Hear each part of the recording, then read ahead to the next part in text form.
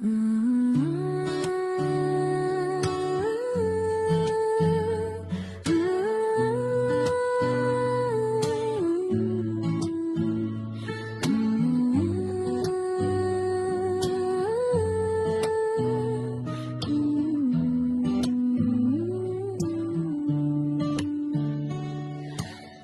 ยงคำส่งตามสา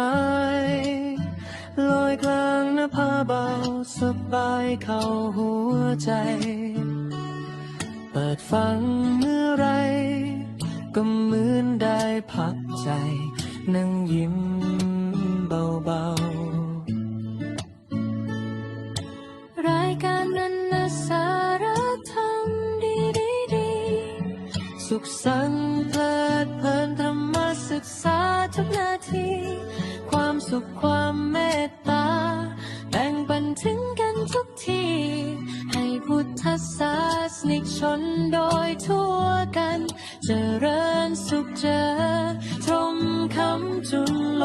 กนี้คำสอนเก่าเล่าใหม่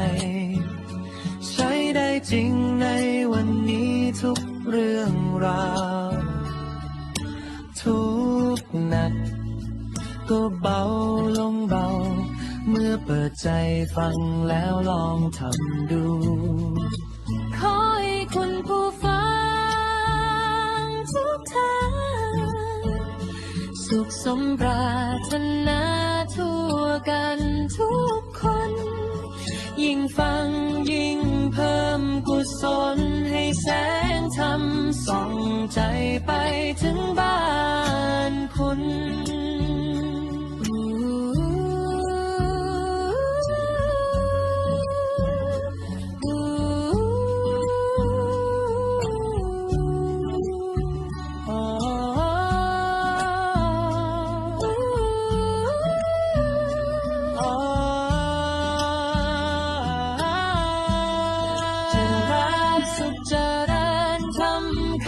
จุนโล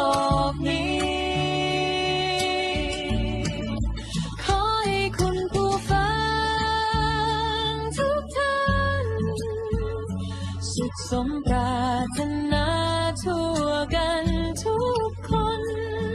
ยิ่งฟังยิ่งเพิ่มกุศลให้แสงธรรมส่องใจไปถึงบ้านคุณ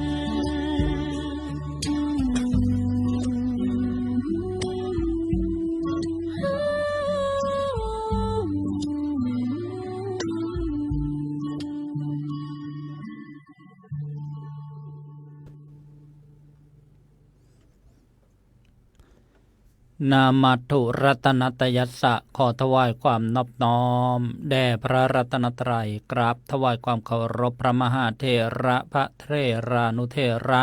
เจ้าคณะพระสังฆาธิการถวายความเคารพขอโอกาสครูบาอาจารย์พระธรรมวิทยากรรายการนาสาระธรรมดีสเปเชียลทุกรูปครับ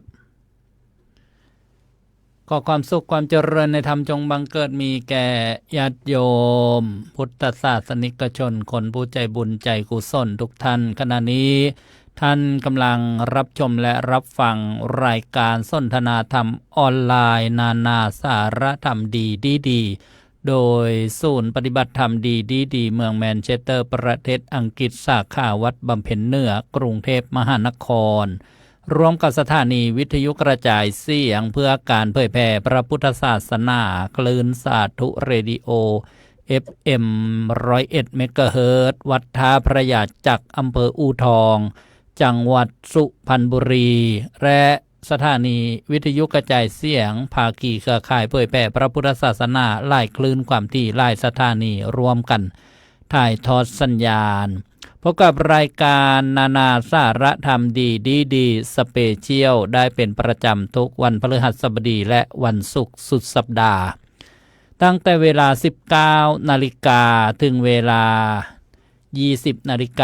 า 30 นาทีโดยประมาณเวลาที่ประเทศอังกฤษเริ่มกันที่เที่ยงวันยุโรปบ่าย 1 โมงสหรัฐอเมริกาเช้าตรู่ที่แคลิฟอร์เนีย 4 นาฬิกานิวยอร์ก 7 นาฬิกา พบกันวันนี้ตรงกับวันแรม4 ค่ำเดือน3 ปีมะเส็งวันศุกร์ที่6 กุมภาพันธ์พุทธศักราช2569ค่ำคืนวันนี้หัวข้อสนทนาธรรมเกี่ยวกับการจับจ่ายใช้สอยนะช่วงนี้ก็เป็นที่ทราบกันนะกระแสการเงินก็ดีการทองก็ดีนะวิ่งไปวิ่งมาวิ่งขึ้นวิ่งลงจึงมีหัวข้อที่จะได้มาสนทนาธรรมกันว่าพระพุทธเจ้าสอนให้แบ่งเงินเป็น4 ส่วนจะมีรายละเอียดอย่างไรนั้นก็จะได้มาสดับรับฟังกันก็เจริญพรทักทายอนุโมทนาญาติโยมผู้ชมผู้ฟังทุกท่านที่เข้ามาสู่รายการนานาสาระธรรมดีสเปเชียล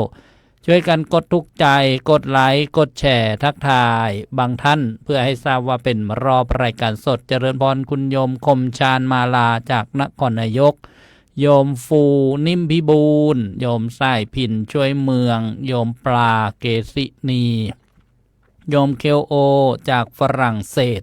โยมแพตตี้อธิษฐานเพชรรัตน์อนุโมทนาสาธุนะทุกท่านโยมนวลซี่แบโลเที่ยงวันที่ประเทศอังกฤษโยมโจอัครวิทย์โยมส้มยิ่งมีชื่อจากบันมีลพบุรีโยมอุตสาหงามสะอนุโมทนาทุกท่านก็จะได้เจริญพรญาติโยมมากราบนมัสการถวายความเคารพ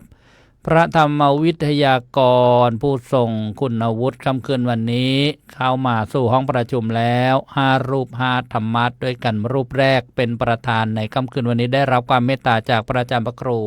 สุนทรธรรมนิเทศด็อกเตอร์ท่านพระครูดำรงตำแหน่งผู้ช่วยเจ้าอาวาสพระอารามหลวงวัดชนาทิพย์เฉลิมอำเภอเมืองจังหวัดสตูลถวายความเคารพครับรูปต่อมานะเสียงหล่อเหมือนเดิมโดยเฉพาะได้เพิ่มไมโครโฟนระบบเสียงใหม่เมื่อคืนวันแรกปฐมฤกษ์กราบถวายความเคารพพระอาจารย์พระครูสมุสมพรญาณวุฒโธท่านดำรงตำแหน่งผู้ช่วยเจ้าอาวาสวัดพระทองหรือว่าวัดพระพุทธอำเภอทะล่างจังหวัดภูเก็ตถวายความเคารพครับกับผมอัตมภาพพระสรายุทธสิริสาโรผู้อำนวยการสถานี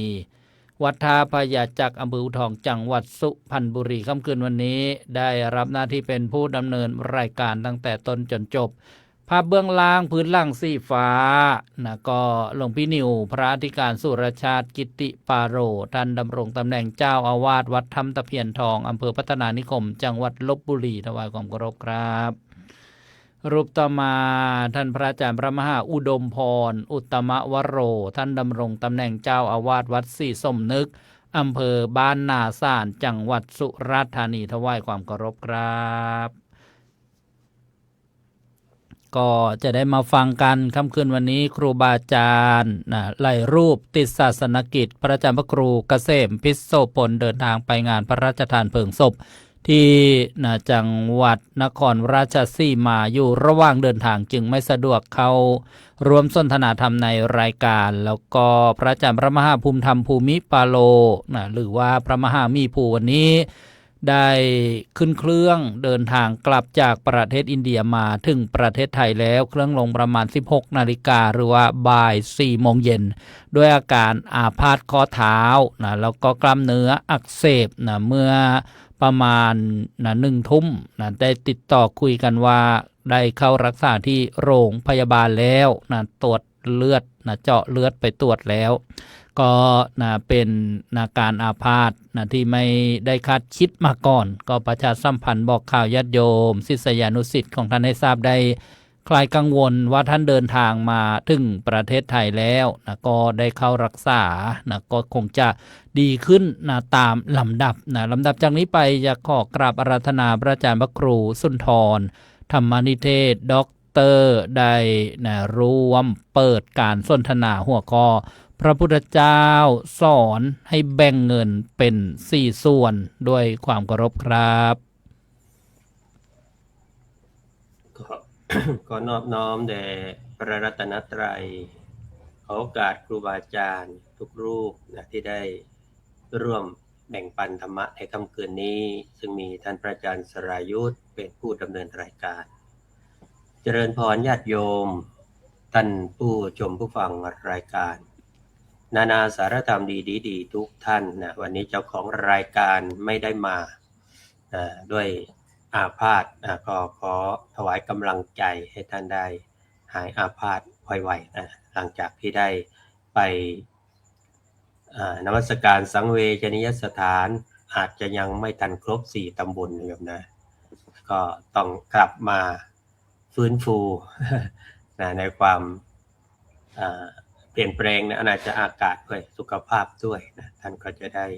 กลับมาพบกับญาติโยมสาธุชนทั้งหลายในโอกาสต่อไปแต่ท่านก็ยังแอบส่องอยู่เรื่อยๆโยมนะท่านก็ดูอยู่ว่ามีโยมคนใดหายไปบ้างนะก็วันนี้พูดถึงเรื่องของการใช้เงินใช้ทองเนี่ยโยมนะใครมีมากมีน้อยยังไม่สำคัญว่าใครมีความสุขกับเงินที่มี เอาเป็นว่าขออนุญาตขึ้นภาพนิดนึงนี่โยมขอไฟขึ้นไม่ได้เนาะอันนี้โยมนี่รู้จักไหมคนนี้อีรอนมัสก์นี่โยมเพิร์ดโพสเพิร์ดแล้วนะอะไรนะพอเงินซื้อความสุขไม่ได้แม้มีทรัพย์สินกว่า21 ล้านบาทโยมโอ้21 ล้านบาทเนี่ยยังบอกว่าเงินซื้อความสุขไม่ได้นะเอาละแล้วญาติโยมสาธุชนทั้งหลายล่ะมีกันกี่ล้านละอาตมาอย่างน้อยก็1 ล้านนะญาติโยมเนี่ยก็ในรายการนี้5 ล้านขอไปนะแต่ว่าร้านนี้ก็มีความสุขโยมนะอยู่เรือนพังยังดีไม่มีทุกข์ดีกว่าคุกหลายเท่าไม่เศร้าหมองจนยังดีมีธรรมค้ำประคองดีกว่าปองทุจริตคิดร่ำรวยหมายถึงว่าร่ำรวยในทางที่ไม่ถูกต้องก็จะหาความสุขไม่ได้ฉะนั้นหลักการใช้เงินในทางพระพุทธศาสนาเนี่ยพระพุทธเจ้าไม่ได้สอนเรื่องเงินโดยตรงแบบเศรษฐศาสตร์สมัยใหม่แต่ทรงสอนหลักการดำเนินชีวิตที่สามารถนำมาใช้กับการหาเงินเก็บเงินและใช้เงินได้อย่างลึกซึ้งจะเรียกว่าเป็นเศรษฐศาสตร์แนวพุทธก็ได้เรื่องการหาเงินเนี่ยอย่างสุจริตโยมที่เรียกว่าสัมมาอาชีวะในอริยมรรคมีองค์ 8ก่อนจะพูดถึงการใช้เงินพระเจ้าก็สอนให้เริ่มจากการหาเงินให้ถูกต้องก่อนเป็นการไม่เบียดเบียนตนแล้วก็ไม่เบียดเบียนผู้อื่นด้วยแล้วก็ให้ดูว่าอาชีพที่เราทำเนี่ยมันเป็นอาชีพที่ผิดไหมเช่นค้าอาวุธค้าสัตว์เป็นค้าทาสที่เขาจะนำค้าสัตว์ที่เขาจะนำไปค้ายาเสพติดค้ายาพิษค้ามนุษย์ฉะนั้นเงินที่ได้มาผิดศีลธรรมเนี่ยใช้ไปเท่าไหร่ก็ไม่ได้มีความสุขจริงๆหรอกทีนี้ท่านก็ให้เราได้ใช้เงินอย่างรู้จักการหาและการใช้เนี่ยยังไงบ้างที่อยู่ในหลักการของที่เราท่องกันเป็นคำสั้นๆว่าอุอากาสะหัวใจเศรษฐีพระเจ้าก็แนะนำในการบริหารรายได้ไว้ว่าควรจะจัดการยังไงตั้งแต่เรื่องของการนี่อะไรบ้างมันเป็นการแสวงหาในสิ่งที่จะเป็นเรื่องของการหาทรัพย์มาขยันหาก็รักษาให้ดีก็เลี้ยงเขาเรียกว่ารู้จักมีเพื่อนดีแล้วก็ก็เป็นการรู้จักใช้ชีวิตอย่างพอเหมาะพอดีนั้นในการใช้เงินเนี่ยต้องใช้ด้วยปัญญาอย่าใช้ตามกิเลสพระเจ้าสอนในเรื่องของโยนิโสมนสิการเนี่ยคิดก่อนใช้พิจารณานิสัมมะการรังสยโยให้ควรเสียก่อนแล้วค่อยทำก่อนที่จะเอาเงินออกมาลองถามตัวเองว่ามันจำเป็นไหมใช้แล้วเกิดประโยชน์อย่างไรใช้แล้วทำให้กิเลสเพิ่มหรือปัญญาเพิ่มเงินที่ใช้เพราะอยากมักหมดเร็วแต่เงินที่ใช้เพราะจำเป็นมีสติก็จะอยู่กับเราไปเรื่อยๆแหละเคยเรียนหนังสือตอนมัธยมรู้สึกมันมีวิชาภาษาไทยหรือเปล่า ให้น้ำลายไหลซะก่อนแล้วค่อยซื้อ คืออยากจนกระทั่งน้ำลายไหลเนาะ โอ้โหนี่ว่ามันเต็มที่แล้วนะแล้วว่ามันเป็นความต้องการจริงๆหรือเปล่าเราก็เรียกว่าเอาคุณค่าแท้คุณค่าเทียมมาพิจารณาอะไรที่มันเป็นคุณค่าแท้ก็เป็นเรื่องที่จำเป็นอะไรที่เป็นคุณค่าเทียมก็เป็นเรื่องของความสนองความอยากในเรื่องของความพอดีก็ถือหลักอะไรอยู่ที่เรียกว่ามัชชิมาปฏิปทาด้วยไม่สุดโต่งไม่ตนีจนกระทั่งชีวิตเนี่ยไม่ยอมเอามาใช้มาจ่ายเลยนะใช้ชีวิตอยู่แบบเล่นแค้นนี่ก็ไม่ไหวนะทั้งที่มีนะแล้วก็ไม่ฟุ่มเฟือยจนกลายเป็นหนี้เป็นสินนี่ก็อีกส่วนหนึ่งอันสายกลางการใช้เงินคือใช้เงินให้ชีวิตเราเนี่ยดีขึ้นนะไม่ใช่ให้มีหนี้มากขึ้นนะใช้เงินเพื่อคุณค่านะไม่เอามาอวดร่ำอวดรวยความรวยที่แท้ก็คือถึงมีน้อยแต่พอใจก็รวยได้ถึงมีมากแต่ไม่พอก็จนได้ความไม่พอใจของตนเป็นคนเข็นพอและเป็นเศรษฐีมหาศาลจนทั้งนอกจนทั้งในไม่ได้การพึงคิดอ่านแก้จนเป็นคนพอพระเจ้าตรัสว่าผู้ใดรู้จักพอผู้นั้นเป็นผู้มั่งมีที่สุดเลยนะงั้นซื้อเพื่อเอามาอวดเนี่ยมันก็เป็นความทุกข์นะมันอาจจะสุขตอนที่อาจจะได้เอาไปโชว์ไปอะไรแต่ว่าจริงๆแล้วถ้าเงินไม่พอแล้วไปซื้อมาเอามาโชว์มาอวดนี่มันก็เป็นทุกข์เป็นหนี้เป็นสินแต่ถ้าซื้อเพื่อประโยชน์เนี่ยมันก็เอามาใช้ได้อย่างมีความรู้สึกสบายใจดังนั้นเงินได้ควรจะนำเพื่อให้เกิดประโยชน์กับชีวิตเอามาทำอะไรบ้างโยมประการที่หนึ่งก็คือเลี้ยงตัวเองและครอบครัวให้มีความสุขสองช่วยเหลือญาติมิตรหรือสังคมมีงานสังคมอะไรก็ไปช่วยก็ประการที่สามป้องกันภัยอนาคตก็เรียกว่าเป็นเงินสำรองเช่นเนี่ยกรณีเจ็บไข้ได้ป่วยเนี่ยในเรื่องของเหตุการณ์ที่มันอาจจะเกิดขึ้นเช่นฉุกเฉินขึ้นมามีอุบัติเหตุอุบัติภัยอะไรต่างๆประการที่สี่ก็ทำบุญสร้างกุศลบ้างถ้าเงินไม่ได้ช่วยสี่อย่างนี้เลยก็แปลว่าเงินมีเงินแต่ใช้เงินไม่เป็นไม่ได้รู้จักเอามาใช้ที่สำคัญก็คือระวังในเรื่องของอบายมุขที่มันจะเข้ามาดูดเงินเราไปนะพระเจ้าตรัสถึงสิ่งที่ทำให้เงินมันรั่วไหลก็เรียกว่าเป็นปากทางของความเสื่อมเช่นอะไรบ้างดื่มสุราเที่ยวกลางคืนเล่นการพนันคบคนชั่วเกียรติคร้านก็เรียกว่ามันก็เป็นทางให้เกิดความเสียหายเรียกว่ารั่วของกระเป๋าเงินเรามันก็จะหมดไปใช้เงินเกินฐานะฉะนั้นไม่ได้สอนให้เรารวยชนิดที่เรียกว่าใช้เงินที่ได้มาเนี่ยไม่เป็นแต่เอาใช้เงินให้เป็นคนใช้เงินเป็นคือจิตใจก็จะมีความสุขไปด้วยคนใช้เงินไม่เป็นเนี่ยถึงเงินเยอะแค่ไหนก็ยังเรียกว่าจนอยู่ฉะนั้นในลักษณะการใช้เงินเนี่ยมันมีลักษณะว่าอะไรบ้างใช้หนี้เก่าใช้หนี้ใหม่ใช่ไหมใช้หนี้เก่าใช้หนี้ใหม่แล้วก็อะไรเป็นเรื่องของการมุมมองในลักษณะที่เรียกว่าทางทีมงานมีไหมใช้หนี้เก่าใช้หนี้ใหม่เป็นยังไงใช้หนี้เก่าใช้หนี้ใหม่แล้วก็เป็นทางให้เราได้กลับมาทบทวนในเรื่องของการใช้เงินใช้ทองจะได้ระมัดระวังซึ่งก็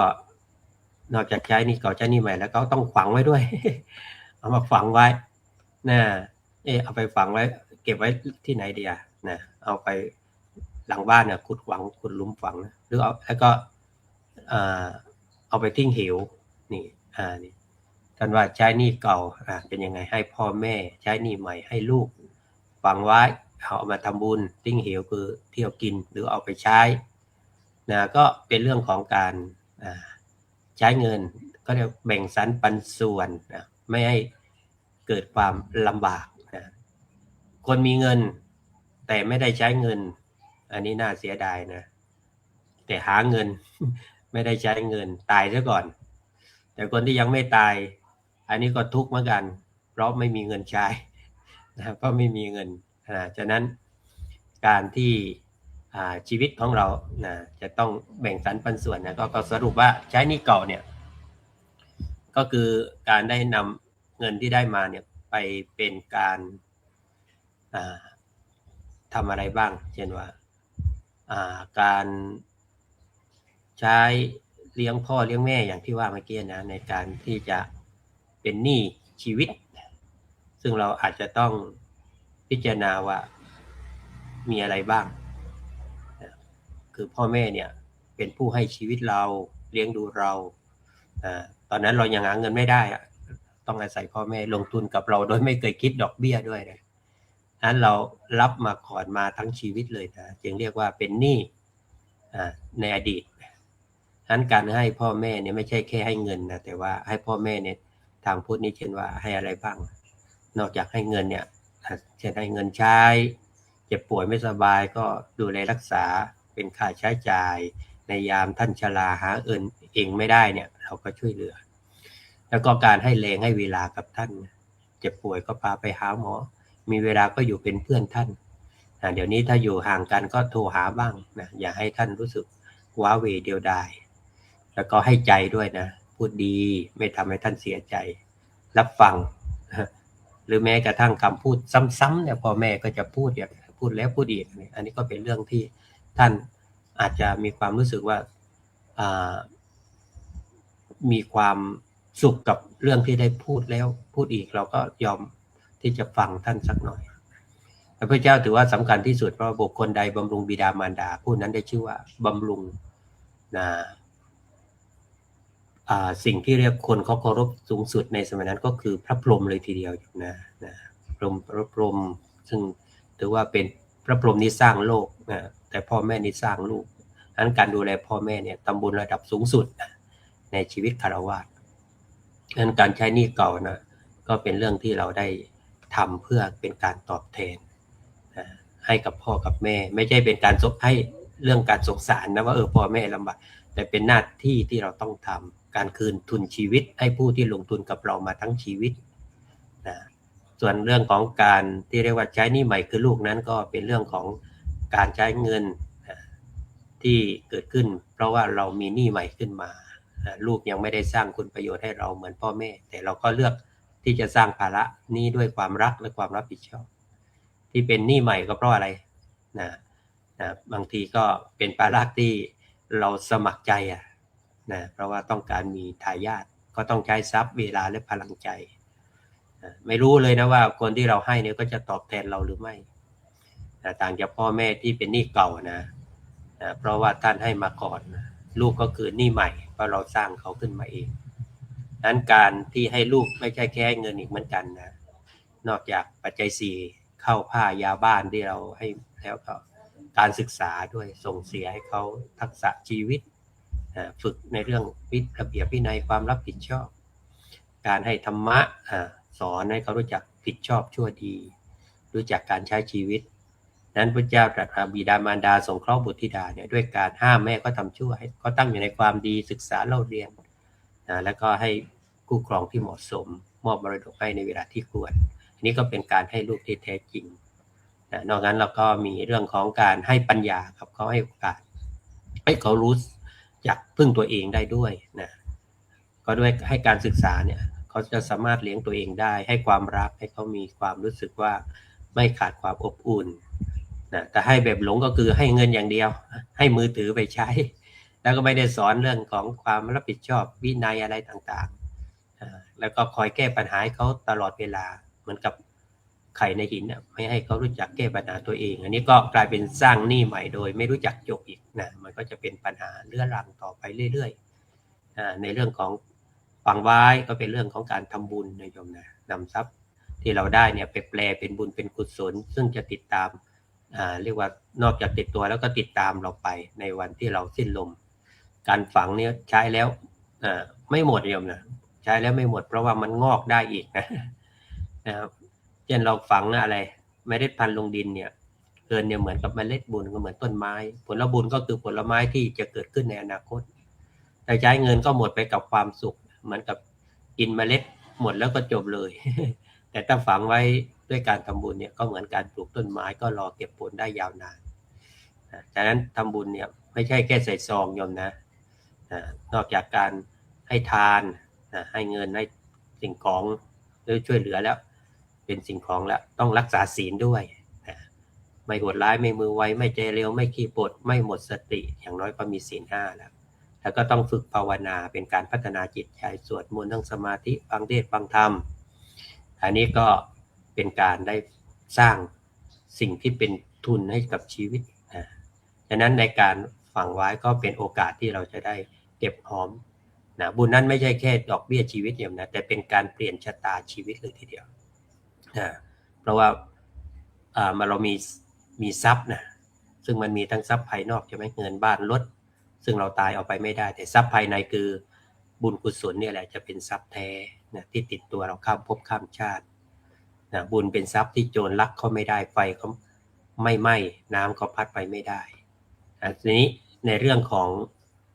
สิ่งที่เรียกว่าการเอาไปทิ้งหิวก็เป็นเรื่องของการใช้เงินที่ท่านบอกว่ามันไม่ได้เพิ่มรายได้นะเช่นแล้วก็เอาไปเช่นกินเที่ยวหรือใช้ซื้อของอะไรต่างๆนะก็เป็นเงินที่ต้องใช้ไปนี่ก็จำเป็นนะซึ่งอาจจะมีบ้างแต่ไม่ควรมากเราก็ควรจะมีบ้างในเรื่องของการใช้ชีวิตแต่ก็ควรจะมองว่าพอที่จะเป็นประโยชน์กับชีวิตไม่เป็นไปในทางที่เอามาทำร้ายตัวเองนะแต่ก็ควรจะไม่ให้มากไปกว่าอื่นๆนะอันนี้ก็เป็นเรื่องของคุณค่าของชีวิตที่เรามีเงินแล้วก็ใช้เงินอย่างเข้าใจนะแบ่งสรรปันส่วนไปอย่างถูกต้องนะก็คงจะประมาณนี้นะครับผมกราบขอบพระคุณครับอาจารย์พระครูสุนทรธรรมานิเทศด็อกเตอร์ได้เมตตาเปิดการประชุมสนทนาธรรมหัวข้อพระพุทธเจ้าสอนนะให้แบ่งการใช้เงินนะเป็น4ส่วนหรือเราจะเรียกว่าทรัพย์ก็ได้ญาติโยมบางคนอาจจะคุ้นเคยนะกับคำว่าทรัพย์นะเครื่องปลื้มใจนะที่เราจะต้องดิ้นรนแสวงหานะแต่บางคนเกิดมาแล้วมีเยอะมากมายโภคะทรัพย์หรือว่าเงินทองต่างๆก็เป็นบุญเป็นกุศลเป็นส่วนที่ดีนะเป็นส่วนที่ดีนะท่านก็กล่าวโดยสรุปว่ากว่าเราจะมีใช้เนี่ยเราก็ต้องหาก่อนหาให้เป็นนะหาให้เป็นแล้วก็จะใช้อะไรก็ใช้ด้วยปัญญาแล้วก็หลักธรรมที่เราฟังกันเป็นประจำนะคาถาเศรษฐีเนี่ยก็คือใครที่ต้องการจะเห็นประโยชน์ในปัจจุบันของธรรมะให้ปฏิบัติตามนะที่เราฟังว่าอุอากาสะนะขยันนะเรียกว่านะจะทำอะไรก็ต้องขยันเกียรติค้านนี่ไม่สำเร็จนะไม่ได้มาเมื่อได้มาก็ต้องรู้จักการเก็บนะแล้วก็คบเพื่อนดีนะตอนนี้มันก็มีกระแสนะกระแสเขาบอกไปสัมภาษณ์คนรวยนะคนรวยคนนั้นเขาก็บอกว่าให้คบคนรวยสัก1 คนนะอย่างน้อยต้อง1 คนนะแล้วคนรวยนั้นจะสอนเราว่านะทำอย่างไรจึงรวยอย่าไปคบคนจนนะคนจนมันเป็นพลังงานลบ คงจะมาซ่อนเราจะทำยังไงจึงจนอย่างเงี้ยโอ้มีมากมายตัวอย่างในพระพุทธศาสนานะแล้วก็นี่เรียกว่าคบเพื่อนดีแล้วก็เลี้ยงชีวิตให้เหมาะสมนะเรียกว่าคทาเศรษฐีเห็นประโยชน์ในปัจจุบันนะเรียกว่านะทิฏฐธรรมิกัตถประโยชน์นี่ประโยชน์ในปัจจุบันของธรรมะถ้าใครอยากจะ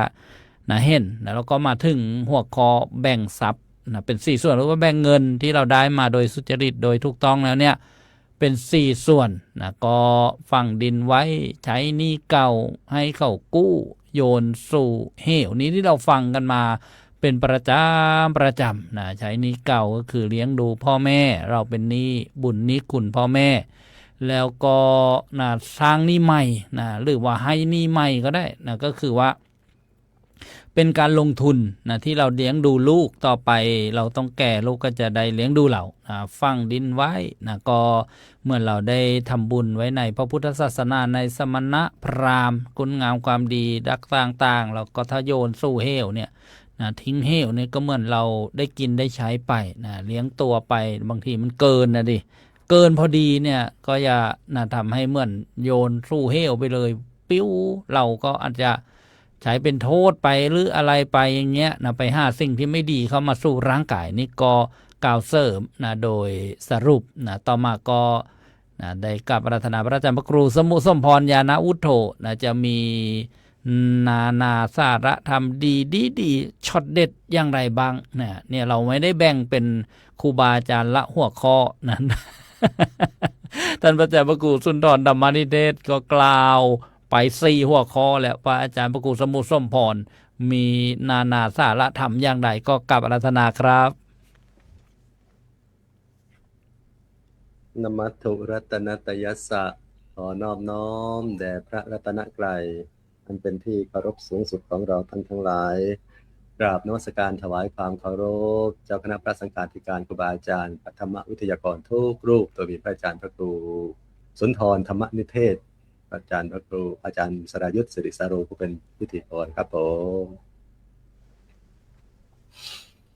ขอความเจริญในศีลในธรรมจงบังเกิดมีแด่ศรัทธาสาธุชนญาติโยมทุกคนทุกท่านที่กำลังรับชมรับฟังรายการนาสาระธรรม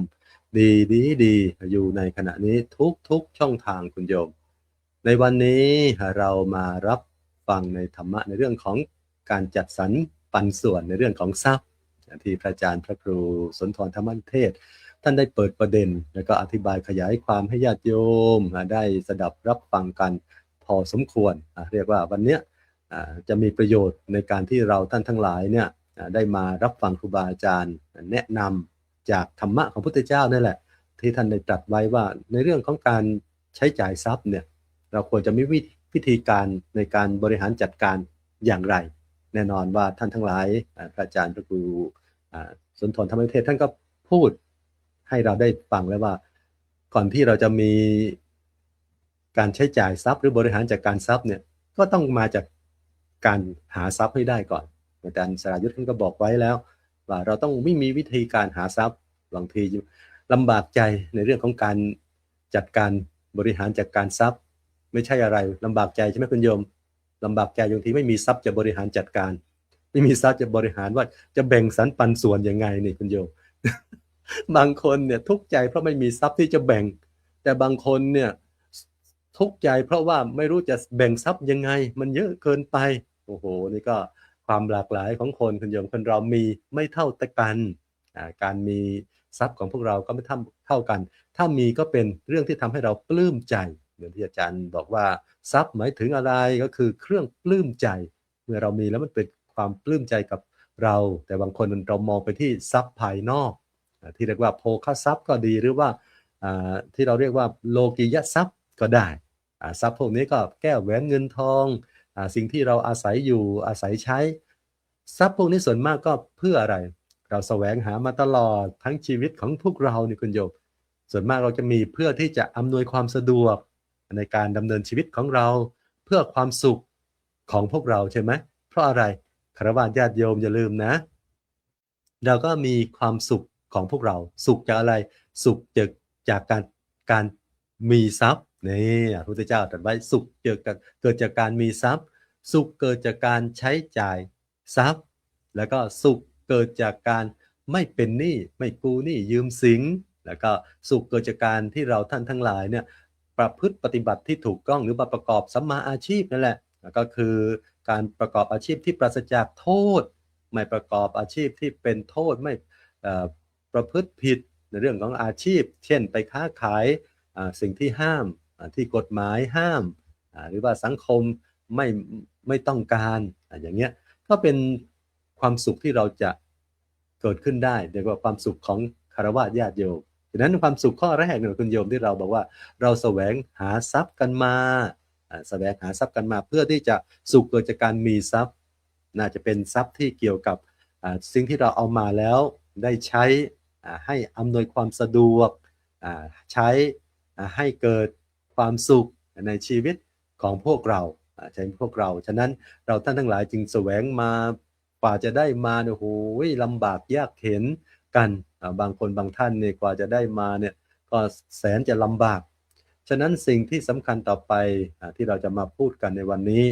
ว่าพระพุทธเจ้าของเราท่านสอนการแบ่งทรัพย์ไว้อย่างไรพระอาจารย์ท่านก็พูดถึงการใช้ทรัพย์ของพระพุทธเจ้าที่ตรัสไว้ถ้าเราจะไปพระพุทธเจ้าตรัสไว้ในเรื่องอะไรก็โภคะวิภาค4คือเรื่องอะไรคุณโยมก็คือเรื่องการแบ่งโภคะเป็น4ส่วน หลักการแบ่งทรัพย์โดยจัดสรรเป็น4ส่วนก็คือพระพุทธเจ้าได้วางแผนการแบ่งทรัพย์ให้เราว่าควรจะแบ่งยังไงแต่ว่าท่านแบ่งแบบกว้างๆไว้ก่อนคือส่วนคือ1ก็คือเก็บไว้ใช้สอย1ส่วนคุณโยมเนี่ยตามโพคิยวิภาค4พระเจ้าบอกว่า1แบ่งเก็บไว้ใช้สอย1ส่วนเก็บไว้เพื่อประกอบการงาน2ส่วนโยมจำนี้นะแล้วก็เก็บไว้เพื่อเหตุอันตรายในอนาคต1ส่วนที่เราบอกว่า1ส่วนใช้จ่ายเลี้ยงตนนี่แหละเก็บไว้ใช้สอยเลี้ยงตัวเลี้ยงตัวเองบำรุงญาติของเราในการใช้สอยต่างๆที่ตรงกับอาจารย์พระครูสุนทรธรรมนิเทศท่านกล่าวไว้ว่าให้ใช้ทิ้งลงเหวทิ้งลงเหวนี่คือการใช้จ่ายจำเป็นกันอยู่ซื้อหาปัจจัย4ต่างๆสิ่งของที่เราต้องใช้ต่างๆพวกนี้การใช้สอยอย่างนี้เนี่ยเป็นสิ่งที่สำคัญบางครั้งบางทีเราได้มาเนี่ยเราก็ต้องอำนวยความสะดวกจากทรัพย์ที่ได้มาเนี่ยที่จะใช้จ่ายให้มีความสุขกับตัวของเราอย่ากระหนี่จนเกินไปอย่าแบบโอ้ยเก็บจนไม่กล้าใช้จ่ายไม่กล้าใช้จ่ายก็ไม่ได้คุณโยมนะต้องจัดสรรปันส่วนให้มันพอดีว่าเราจะใช้จ่ายอะไรอย่างไงบ้างพวกนี้ในการดำเนินชีวิตของพวกเราไม่ให้ขัดสนจนเกินไปแต่ว่าไม่ใช้จ่ายแบบสุรุ่ยสุร่ายนะก็คือให้เราพินิจพิจารณาว่าการแบ่งอย่างเงี้ยพุทธเจ้าท่านแบ่งให้เราว่าประมาณนี้ใช้จ่าย1ส่วนในการดำเนินชีวิตของเราเลี้ยงตัวเราบุคคลรอบข้างของเราเนี่ยควรจะเลี้ยงอย่างไงแล้วก็ต่อไปเนี่ยเก็บไว้เพื่อประกอบการงานนี่2ส่วนเนี่ยในโภควิภาคแสดงว่าพุทธเจ้าท่านก็เห็นความสำคัญว่าการใช้จ่ายทรัพย์ก็สำคัญแต่การที่เราจะเอามาเก็บจัดสรรปันส่วนในการบริหารจัดการเพื่อประกอบการงานเนี่ยกิจการงานของเราเนี่ยในการลงทุนต่างๆที่จะให้เกิดความงอกเงยงอกงามขึ้นออกดอกออกผลมากขึ้นอย่างนี้ก็เป็นสิ่งที่ญาติโยมทุกคนทุกท่านเนี่ยก็น่าจะกระหนักรู้ในเรื่องของการบริหารจัดการทรัพย์ว่าจะใช้ในการที่จะให้เกิดดอกออกผลอย่างไรไม่ใช่จะปล่อยกู้อย่างเดียวนะจะใช้ดอกอย่างเดียวคุณโยมนะ แล้วก็ใช้ในการที่จะดำเนินธุรกิจหรือว่ากิจการอะไรให้เกิดมันงอกเงยในงานที่จะหาทรัพย์มาในการดำเนินชีวิตเพิ่มเติมเสริมต่อไปและสุดท้ายก็คือเก็บไว้ในคราวจำเป็นเก็บไว้ในคราวจำเป็นนี่ก็คือเผื่อเหตุการณ์ฉุกเฉินเช่นว่าอุบัติเหตุเช่นว่าความเจ็บไข้ได้ป่วยซึ่งเราไม่รู้มาก่อนว่าจะเกิดขึ้นกับชีวิตของเราในตอนไหนอย่างไรนี่เป็นการบริหารจัดการทรัพย์ที่ว่าเป็นโลกิยะทรัพย์ที่เราใช้ในชีวิตประจำวันของพวกเราที่เป็นสิ่งที่เราหามาได้ให้เกิดประโยชน์กับการดำเนินชีวิตของพวกเราฉะนั้นสิ่งที่สำคัญต่อไปคุณโยมก็คือท่านทั้งหลายนี่แหละที่ครูบาอาจารย์ท่านพูดถึงไม่ว่าจะเป็นทรัพย์ภายนอกการบริหารจัดการตามโภคิยะที่ได้กล่าวไว้ในเบื้องต้นต่อไปคือทรัพย์ภายในทรัพย์ภายในที่อาจารย์พระครูสุนทรท่านกล่าวไว้ก็คือบุญนี่แหละก็คือบุญก็คืออริยทรัพย์อันประเสริฐนี่เป็นสิ่งที่แบ่งไม่ต้องแบ่งแล้วคุณโยมแต่ลงมือทำไม่ต้องแบ่งแล้วลงมือประพฤติปฏิบัติทรัพย์ที่เป็นทรัพย์ภายในเนี่ยเพราะว่าเป็นทรัพย์ที่มันติดตนตามตัวของเราไปอยู่ก็มีประโยชน์เราละโลกนี้ไปก็มีคุณมีประโยชน์กับพวกเรานั้นมีครูบาอาจารย์ท่านก็ได้พูดถึงในเรื่องของการใช้จ่ายทรัพย์แล้วก็การบริหารจัดการทรัพย์มาตามที่กล่าวไว้ในเบื้องต้นเนี่ยสิ่งสำคัญอย่างหนึ่งก็คือการบริหารจัดการในเรื่องการหาทรัพย์ภายในของเราที่ต้องทำให้เกิดให้มีขึ้นด้วยเช่นกันก็เรื่องของตั้งแต่เริ่มมีศรัทธามีศีลมีจาคะมีปัญญามีหิริมีโอตตัปปะพวกเนี้ยให้เกิดให้มีขึ้นกับพวกเราโยมอย่าลืมนะทรัพย์ภายนอกที่เราหามาได้ก็จะหมดไปในช่วงที่เรามีชีวิตอยู่นี่แหละเราใช้จ่ายแต่ว่า เวลาเราละโลกนี้ไปก็เราอาศัยสิ่งที่ว่าเป็นอริยทรัพย์นี่แหละนั้นโยมเปลี่ยนจากทรัพย์ภายนอกให้เป็นทรัพย์ภายในด้วย เปลี่ยนจากโลกิยทรัพย์มาเป็นอริยทรัพย์ที่จะพึงมีพึงเกิดกับเราด้วยอย่าลืมในการที่จะเปลี่ยนจากทรัพย์ภายนอกให้เป็นทรัพย์ภายในที่ติดตนตามตัวเราไปได้โจรก็ลักไปไม่ได้น้ำก็ไม่ท่วมโจรก็ลักไปไม่ได้เป็นทรัพย์ที่เราควรจะสะสมไว้ให้เกิดให้มีแต่ชีวิตของพวกเราด้วยเช่นกันนั้นวันนี้จะไม่อธิบายในส่วนที่อาจารย์พระครูได้กล่าวไว้แล้วที่ว่าคือทรัพย์ที่ใช้หนี้เก่าใช้หนี้ใหม่ฝังดินไว้ทิ้งลงเหวมากจนเกินไปก็จะได้ให้ครูบาอาจารย์แต่ละรูปแต่ละท่านเนี่ยได้อธิบายขยายความต่อไปสำหรับเบื้องต้นช่วงแรกก็นำธรรมะนำข้อคิดข้อธรรมในเรื่องของการโภควิภาคการแบ่งโภคทรัพย์เป็น4ส่วนของพระพุทธเจ้าไว้เพียงแค่นี้อนุโมทนาบุญกับครูบาอาจารย์ทุกรูปครับผมสาธุกับขอบพระคุณครับพระอาจารย์พระครูสมุสมพรญาณวุฒโธอันนี้เรียกว่ามาแสดงนะที่พระพุทธเจ้าได้สอนไว้นะเกี่ยวกับการใช้ทรัพย์นะในหัวข้อที่เราตั้งว่าพระพุทธเจ้าสอนให้แบ่งเงินเป็น4ส่วนแล้วจะใช้อะไรส่วนไหนนะมาในหัวข้อธรรมะที่ชื่อว่าโภควิภาคญาติโยมอะไรคือโภคะอะไรคือวิภาคโยมเคยฟังนักเรียนแพทย์ว่าล่ะเขาต้องเรียนวิชากายวิภาค แบ่งร่างกายพาร่างกายออกเป็นส่วนๆนะหรือเรียนวิชาธรรมะก็คือธรรมวิภาคนะจำแนกแจกแจงนะหัวข้อธรรมะต่างๆนี่นะญาติโยมนึกยังไงโภควิภาคเงินวิภาคแบ่งเงินเอาละนะโยมก็นึกถึงขนมเค้กนะอยากจะแบ่งเป็น4ส่วนยังไงดีเนาะนะแบ่งเค้กกันนะแน่แบ่งผลประโยชน์เขาเลยเรียกว่าแบ่งเค้กกันเอามีดตัดเลยตรงกลาง1ทีนะตามตรงเนี่ยลำดับตรงนี่1ทีนะแล้วก็นอน1ทีได้4ส่วนแล้วนะได้4ส่วนแล้วทีเนี้ยยังกับในเรื่องการใช้เงินที่พระพุทธเจ้าทรงสอนเนี่ยอย่างที่1เนี่ยส่วนที่1เนี่ยเลี้ยงตัวเรานะเลี้ยงถ้าเราไม่เลี้ยงตัวเราจะทำไปเพื่ออะไรใช่ไหมคนเราต้องกินต้องใช้ใช่ไหมต้องกินข้าวนะต้องกินน้ำบางคนก็อยากไปซื้อหุ่นยนต์มาอีกนะจะเอาไว้ถูบ้าน หุงข้าว ในโซเชียลเลยอยากจะซื้อหุ่นยนต์สักตัวเอามาใช้ทำครัวเนี่ยแล้วก็เลี้ยงคนที่ควรที่จะบำรุงต่างๆส่วนที่1ผ่านไปทีนี้แหละ2ส่วนนะเหมือนเค้ก2ส่วนเนี่ยต้องเอามาไว้ลงทุนเอามาไว้ประกอบกิจการที่เกี่ยวกับกิจการงานต่างๆนะเช่นเราจะใช้อะไรในเดือนหนึ่งนะมีค่าน้ำมันรถนะค่าซักผ้าค่าไฟฟ้าอะไรอย่างเงี้ยหรือที่จะเกี่ยวกับรายได้ของเราที่จะได้มาหรือถ้าเป็นพ่อค้าแม่ขายเนี่ยต้องเตรียมไว้2ส่วนเลยนะรายได้เนี่ยที่จะเอามาทำทุนนะนี่นะ2ส่วนไปกับการลงทุนการทำงานนะแล้วก็นะส่วนที่เหลือนะอีก1ส่วนเก็บไว้บ้างนะเก็บไว้บ้างเราเห็นแล้วใช่ไหมคนที่ไม่มีเงินเนี่ยมีเงินเขาเรียกว่าน้องมีทองเขาเรียกว่าพี่ไม่มีทั้งเงินและทองพี่น้องไม่มีนะญาติโยมเมื่อมั่งมีมากมายมิดไม่มองเมื่อมัวมองมิดมองเหมือนหมู่มาเมื่อไม่มีหมดมิดมุ่งมองมาเมื่อมอดหมวยหมู่มาไม่มามองนี่เห็นไหมพระพุทธศาสนาไม่ได้สอนให้จน สอนให้รู้ว่าอยากจะมีอยู่มีกินทำยังไงนี่ญาติโยมสำคัญนะครับแล้วก็เป็นลูกโซ่ด้วยนะในเรื่องของการไม่มีเงินไม่มีทองเนี่ยนะพระเดชพระคุณหลวงพ่อเจ้าคุณพระวิมลภาวนานุสิตอดีต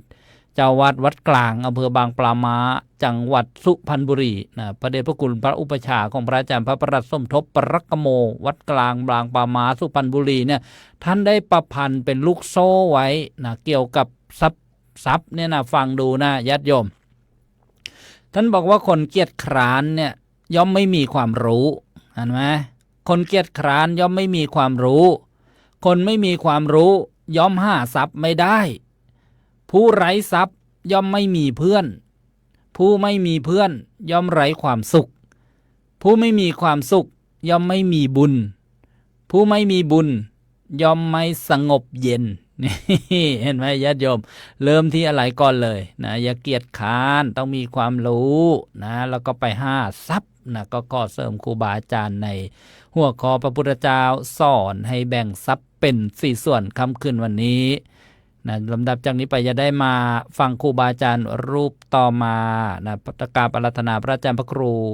ข้อไปพระอาจารย์พระมหาอุดมพรอุตตมวโรนะจากสุราษฎร์ธานีปักใต้บ้านเราด้วยความเคารพครับ ขอรบน้อม ขอรบน้อมแด่คุณพระศรีรัตนตรัยกราบขอโอกาสแด่ท่านพระอาจารย์พระครูสุนทรธรรมนิเทศท่านพระอาจารย์พระครูสมุสมพรท่านพระอาจารย์สรายุทธและท่านพระอาจารย์อธิการพระอธิการสุรชาติด้วยความเคารพครับ เจริญพรคุณโยมทั้งหลายวันนี้มีแต่บทกลอนทั้งนั้นเลยนะฮะจะมานั่งหากรมานะครับ เดี๋ยวก่อนจะเข้าบทกลอนเข้าในเรื่องเมื่อกี้มีคุณโยมคุณครูพรทิพย์ถามว่าถ้าแม่ดื้อจะทำยังไงนะฮะก็ไม่ต้องทำอะไรครับ ถ้าคุณแม่ดื้อขอกราบพระคุณเจ้าช่วยชี้แนะหน่อยเจ้าค่ะถ้าแม่ค่อนข้างดื้อทำยังไงดีเจ้าคะทำใจคุณโยม ถ้าคุณแม่ดื้อทำใจนะฮะเพราะว่าแม่เขานะฮะคือให้คุณโยมต้องทำใจจริงๆนะไม่ได้พูดเล่นๆต้องทำใจเพราะว่าหนึ่งนะเรามองท่านคือด้วยความท่านเป็นผู้มีอายุเยอะยังไงท่านก็มองเราเป็นเด็กวันยังค่ำนะฮะท่านยังมองเรายังเป็นเด็กต่อให้เราเป็นคุณครูเป็นนายกรัฐมนตรีท่านก็ยังตีเราได้เหมือนเดิมฉะนั้นการที่จะไปเปลี่ยนแปลงคุณแม่เนี่ยเราไม่แนะนำนะครับแต่ให้เราปรับตัวของตัวเองเนี่ยเข้าหาคุณแม่นะมันมีหลากหลายวิธีนะครับหลากหลายวิธีมากทั้งโดยเฉพาะในด้านของจิตวิทยาเรานึกถึงเราไปอยู่กับเด็กๆคนหนึ่งเราจะทำยังไงนะเมื่อเด็กดื้อเราไม่สามารถตีได้แต่เราต้องมีกลอุบายใช้กลอุบายใช้กุศโลบายในการปรับตัวเข้าหากันนะครับวันนี้ก็เลยฝากเอาไว้ในคำถามที่คุณโยมคุณครูพรทิพย์ถามเอาไว้นะครับมาส่วนเรื่องราวของวันนี้นะพระพุทธองค์ทรงแบ่งทรัพย์ไว้4 ส่วนมีบทกลอนด้วยนะครับนั่งไปหาบทกลอนมาได้เขาบอกว่า ทรัพย์ที่หามาด้วยหยาดเหงื่อแรงใช่เก็บแฝงเพื่อตนจนหม่นหมางพุทธองค์ทรงสอนไว้เป็นแนวทางให้แบ่งวาง4 ส่วนล้วนพอดีส่วนแรกนั้นใช้หนี้ที่ค้างเก่าคุณพ่อแม่เลี้ยงเรามาทุกที่หยาดน้ำนมลมหายใจในชีวีตอบแทนท่านวันนี้คือมงคลส่วนที่2หนี้ใหม่ใจต้องสร้าง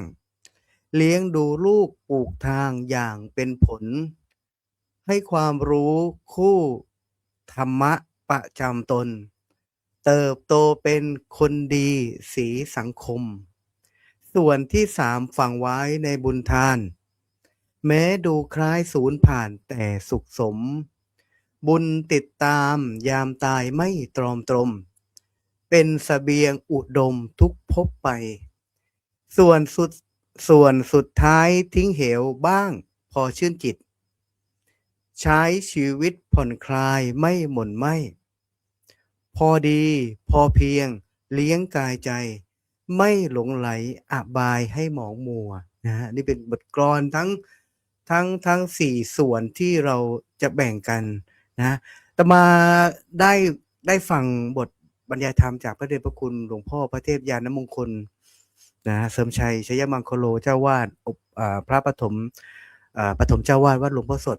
ที่ดำเนินสะดวกหลวงป๋าได้พูดเรื่องนี้ในวันที่เราฟังพระปาฏิโมกข์แล้วก็บรรยายเรื่องนี้ออกมาแต่มาก็บอกนี่พระพุทธเจ้าสอนเรื่องนี้ด้วยเหรอนะฮะพระพุทธเจ้าสอนเรื่องนี้ด้วยเหรอก็ได้ฟังครั้งแรกนะครับแล้วก็ตัวเองก็เลยไปทำความเข้าใจกับเรื่องนี้อีกไปส่งไปหาความรู้เพิ่มเติมกับเรื่องนี้มาตลอดแล้วก็หายไปจนมาวันนี้อีกนะฮะจนมาวันนี้อีกได้มาฟังได้มาพูดในเรื่องราวของ ทรัพย์ทั้งสี่ส่วนที่พระพุทธองค์ได้ทรงสอนเปรียบเปรยเอาไว้นะครับเป็นการเปรียบเปรยเอาไว้ทั้งสี่ข้อไม่ว่าจะเป็นการใช้การใช้หนี้เก่าใช้หนี้ใหม่การฝังไว้การถิงดินการฝังดินการทิ้งเหวอะไรต่างๆนะครับพระพุทธองค์ทรงสอนหมดเลยถึงบอกว่า พระพุทธศาสนาเนี่ยมันเปรียบเสมือนกับคู่มือในการดำเนินชีวิตในแต่ละวันแต่คุณโยมมาดูพระพุทธเจ้าท่านได้สอนอะไรบ้างนะฮะคำว่าใช้หนี้ไม่ใช่ว่าคนเราจะเกิดมาเราไปเกิดมาเป็นลูกหนี้ใช่ถ้าเปรียบเทียบกับหัวข้อนี้เราทุกคนเกิดมาแล้วเป็นลูกหนี้เป็นทั้งหนี้พ่อหนี้แม่เป็นทั้งหนี้คุณครูเป็นทั้งหนี้เพื่อนบ้านนะ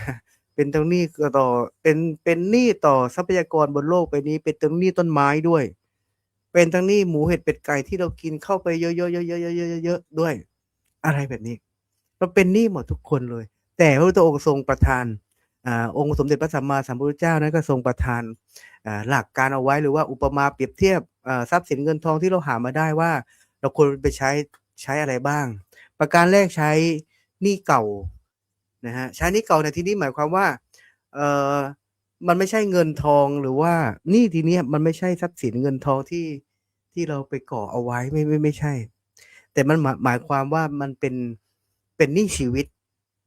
นะฮะเป็นหนี้ชีวิตอันเกิดจากพระคุณของบิดามารดาผู้ให้กำเนิดเลี้ยงดูปกป้องและก็เสียสละทุกๆอย่างเพื่อให้เราเนี่ยเติบโตมาจนถึง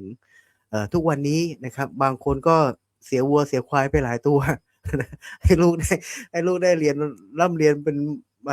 ป็นมหาลัยนะได้เป็นเด็กมีปริญญานะก็เสียไปหลายตัวนะครับจริงๆตั้งใจไว้ว่าจะขายวัวสักตัวหนึ่งสุดท้ายเสียไปเป็นคอก ลูกก็ยังไม่จบสักทีหนึ่งอะไรแบบนี้นะครับเราเกิดมาเป็นหนี้พ่อแม่ตั้งแต่เกิดนะครับบิดามารดาท่านเหน็ดเหนื่อยกับเราอดทนลำบากกับเรามาทั้งวันและทั้งกลางคืนนะฮะแต่มามีหลานแฝดที่มันวิ่งทั้งวันมันไม่นั่งเลยตอนนี้อายุประมาณ2 ขวบมันน่ารักมากมันอ้วนมันจ้ำม่ำมันขาวแล้วก็มันเป็นเด็กๆที่มันกวนมันน่ารักอีกคนหนึ่งนอนกลางวันไปตื่นตอนเย็นอีกคนหนึ่งนอนตอนเย็นไปตื่นตอนดึกคนเป็นแม่คนเดียวเอาไม่อยู่นะอีกคนหนึ่งไข้อีกคนหนึ่งวิ่งเล่นมันสารพัดกว่าลูกมันจะโตนะฮะเนี่ยตั้งแต่เกิดมาบิดามารดาก็ต้องมาอดทนต่อความเหน็ดความเหนื่อยดูแลลูกนะเลี้ยงดูบุตรทั้งหญิงทั้งชายทั้งกลางวันทั้งกลางคืนคอยดูแลป้อนข้าวป้อนน้ำยามเจ็บไข้ไม่สบายเราก็ต้องมาดูแลเป็นหมอพ่อแม่เป็นหมอให้ลูกด้วยนอกจากเป็นครูเป็นเพื่อนเป็นพี่เป็นน้องเป็นทุกอย่างแล้วนะฮะเป็นทั้งพระพรหมเป็นผู้บันดาลความฝันของลูกให้สำเร็จนะฮะเป็นทุกอย่างคอยประคับประคองชีวิต คอยประคับประคองชีวิตของลูกๆเนี่ยให้มันพ้นภัยเป็นเกราะป้องกันนะฮะเป็นทุกๆอย่างเป็นบริการนะแต่ถ้าหากเปรียบเทียบเป็นทรัพย์สินเนี่ยมันย่อมมันประเมินค่าไม่ได้เพราะว่าต้นทุนของชีวิตที่ทั้งหมดที่เราได้รับมาเนี่ยมันเป็นต้นทุนมันเป็นทุนเป็นเงินเป็นทองเป็นทรัพย์สินเป็นสิ่งมีค่าที่เราไม่ต้องร้องขอเลยแต่คุณพ่อคุณแม่เนี่ยท่านก็มอบให้เราได้ด้วยความเต็มใจและบริสุทธิ์มีเมตตากรุณาแก่ลูกๆนะครับอย่าว่าแต่ลูกแม้กระทั่งไปหลานด้วยนะเดี๋ยวนี้พ่อแม่นี่รักหลานมากกว่าลูกตัวเองในไส้ด้วยซ้ำไปนะฮะทีนี้พระพุทธองค์จึงตรัสว่า เมื่อพ่อแม่มีพระคุณแบบนี้พระพุทธองค์หรือว่าครูบาอาจารย์ในศาสนาพุทธเราเนี่ยก็สอนไว้เยอะว่าแม้ว่าลูกนะเปรียบเทียบไว้เลยว่าถ้าหากลูกจะทดแทนพระคุณพ่อแม่เนี่ยต่อให้ลูกนั้นจะอุ้มพ่อแม่ไว้บนบ่าแล้วก็พาเดินรอบโลกนะฮะเอารถเดินรอบโลกนะไม่ต้องไปขี้เยี่ยวรถใส่ตัวไม่ต้องพาเดินรอบโลกเลยนะเดี๋ยวจะให้พ่อแม่ถ่ายอุจจาระปัสสาวะไว้บนตัวเราเองนั้นก็ไม่สามารถที่จะตอบแทนพระคุณพ่อแม่ได้หมดเลยแต่ผู้ใดที่เลี้ยงดูท่านด้วยปัจจัย4นะฮะปัจจัย4นะฮะเลี้ยงใช้หนี้พ่อแม่ไม่ใช่ว่าแค่เอาเงินไปให้พ่อให้แม่จ่ายเงินเดือนให้พ่อให้แม่อย่างเดียวไม่ใช่ต้องเลี้ยงดูด้วยปัจจัย4ปัจจัย4มีอะไรบ้างดูแลในเรื่องของสุขภาพกายใจด้วยเลี้ยงกายได้แล้วก็ต้องเลี้ยงใจด้วยนะคุณครูพรทิพย์เมื่อกี้ต้องเลี้ยงใจพ่อแม่ด้วยนะพ่อแม่อาจจะดื้อหน่อยเราก็ต้องทำใจ ก็นึกย้อนกลับไปตอนที่เราดื้อตอนที่เราเป็นเด็กๆตอนที่เราเป็นเด็กๆเราดื้อกว่าพ่อแม่ตอนนี้นะนะดูแล1ปัจจัย4ดูแลพ่อแม่ดูแลสุขภาพกายใจชักชวนให้ท่านนั้นตั้งอยู่ในศีลในธรรมผู้นั้นชื่อว่าตอบแทนได้อย่างแท้จริงดังนั้นการที่เราจะแบ่งทรัพย์สินหรือว่าใช้หนี้เก่าที่พระพุทธองค์ได้ทรงตรัสเอาไว้เนี่ยไปดูแลพ่อแม่มันจึงไม่ใช่ภาระนะฮะแต่มันคือหน้าที่อันสูงสุดเป็นบุญอันสูงสุดเป็นภาระหนี้เก่าที่ติดตัวมาตั้งแต่เกิดมันเป็นบุญอันสูงสุดนะฮะอันนี้มันเป็นแถมมันยังเป็นมงคลแก่ชีวิตด้วยการทำให้ครอบครัวนั้นอบอุ่นใจเป็นสุขและก็เกิดเกิดเป็นบุญกุศลอันยิ่งใหญ่เพราะความกตัญญูกตเวทีที่เป็นรากฐานที่เป็นรากฐานของคนดีในทุกๆสมัยนะครับผู้ใดละเลยพ่อแม่แม้จะมั่งคั่งเพียงใดก็ถือว่ายังเป็นผู้ที่ยากจนทางใจอยู่วันยังค่ำนะครับนี่คือการใช้หนี้เก่าและก็ข้อที่2ก็คือการใช้หนี้ใหม่ใช้หนี้ใหม่นี่ก็คือการที่เราไปสร้างหนี้เกิดขึ้นนะใช้หนี้ใหม่ก็คือเขาเรียกว่าเป็นการเลี้ยงดูบุตรธิดานะฮะบุตรธิดาเลี้ยงดูภรรยาเลี้ยงดูครอบครัวตัวเองใช้หนี้ใหม่ทำไมถึงพระพุทธองค์ทรงตรัสว่าทรงใช้เปรียบเปยเป็นคำว่าใช้หนี้ใหม่ก็เพราะว่าครอบครัวภรรยาลูกเนี่ยเราเป็นผู้สร้างขึ้นนะเปรียบเสมือนกับการลงทุนชีวิตใหม่ๆที่ท่านพระอาจารย์พระครูสุนทรได้กล่าวไว้นะครับเปรียบเสมือนกับการลงทุนชีวิตครั้งใหม่นะฮะ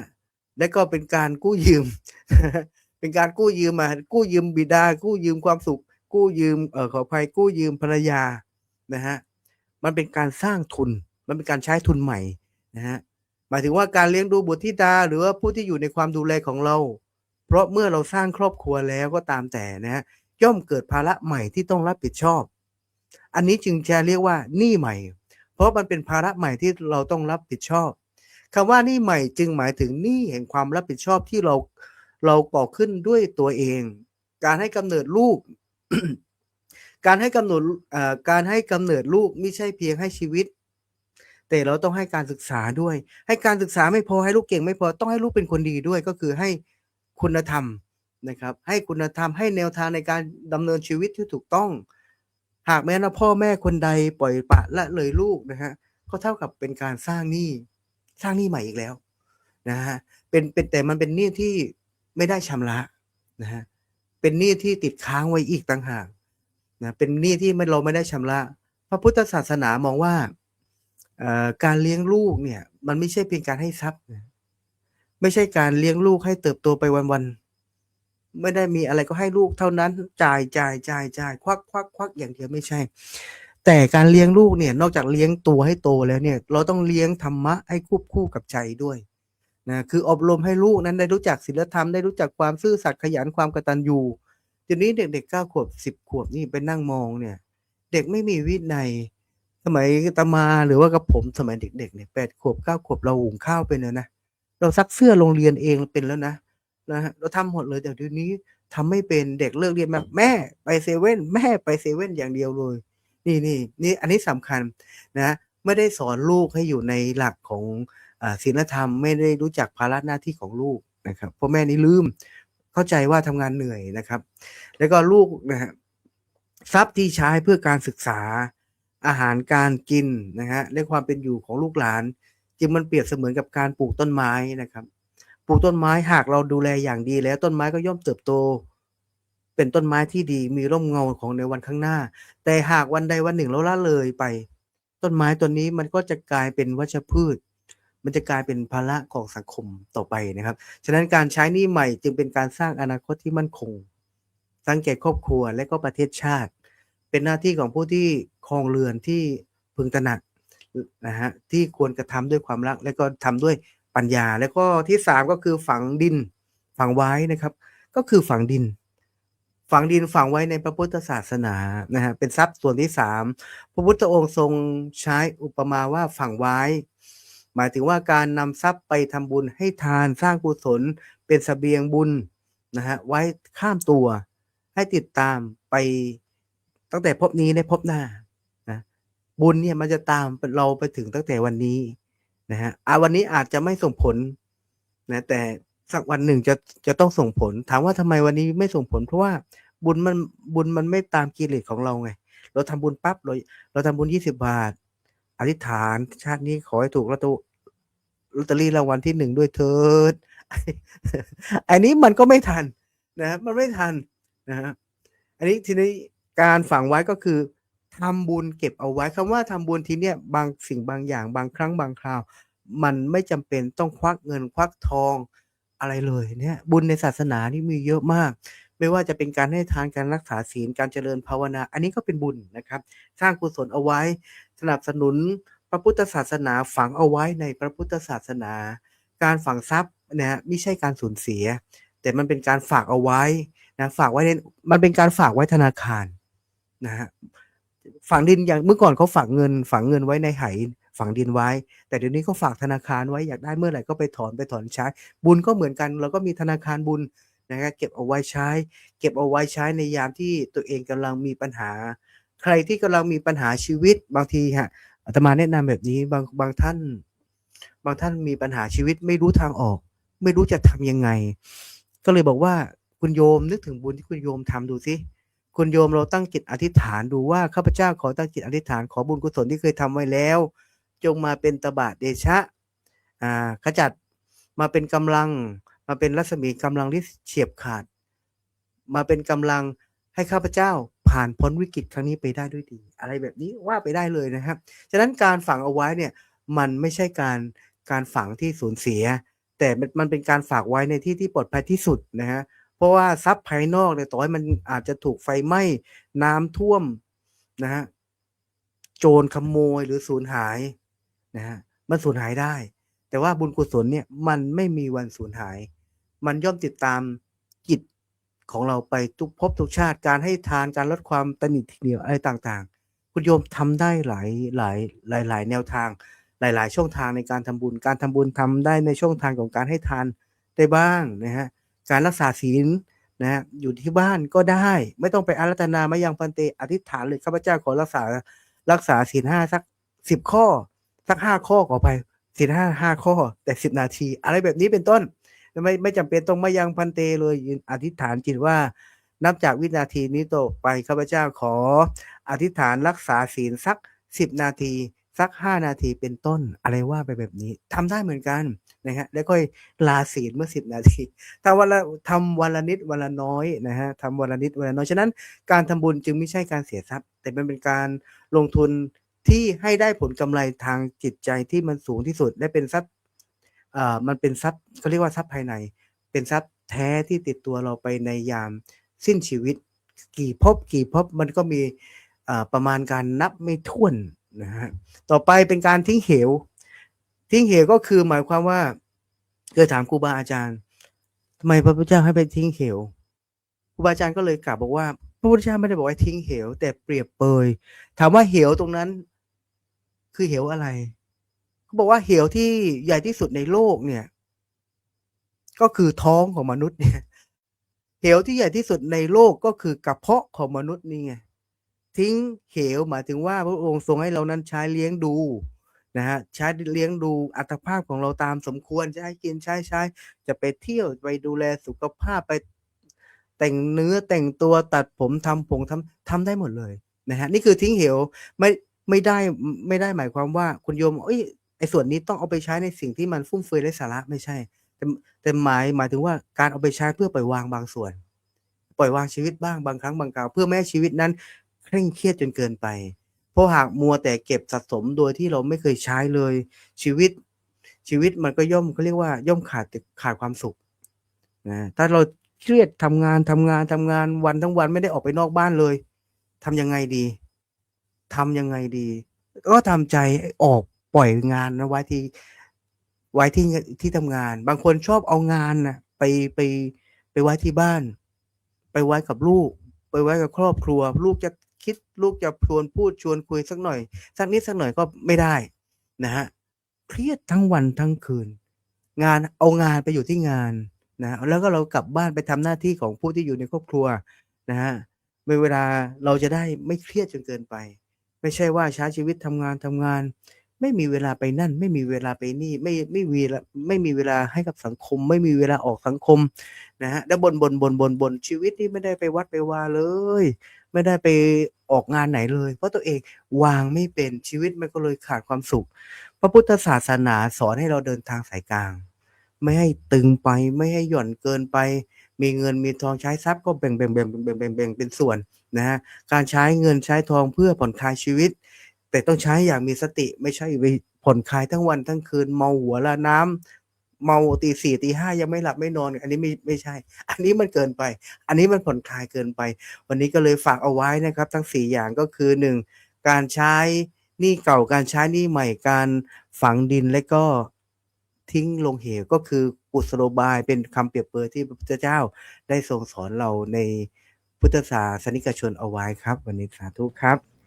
สาธุกับขอบพระคุณอนุโมทนาพระอาจารย์พระมหาอุดมพรอุตตมวโรนะที่ได้มาร่วมสนทนาเจริญพรอนุโมทนาญาติโยมที่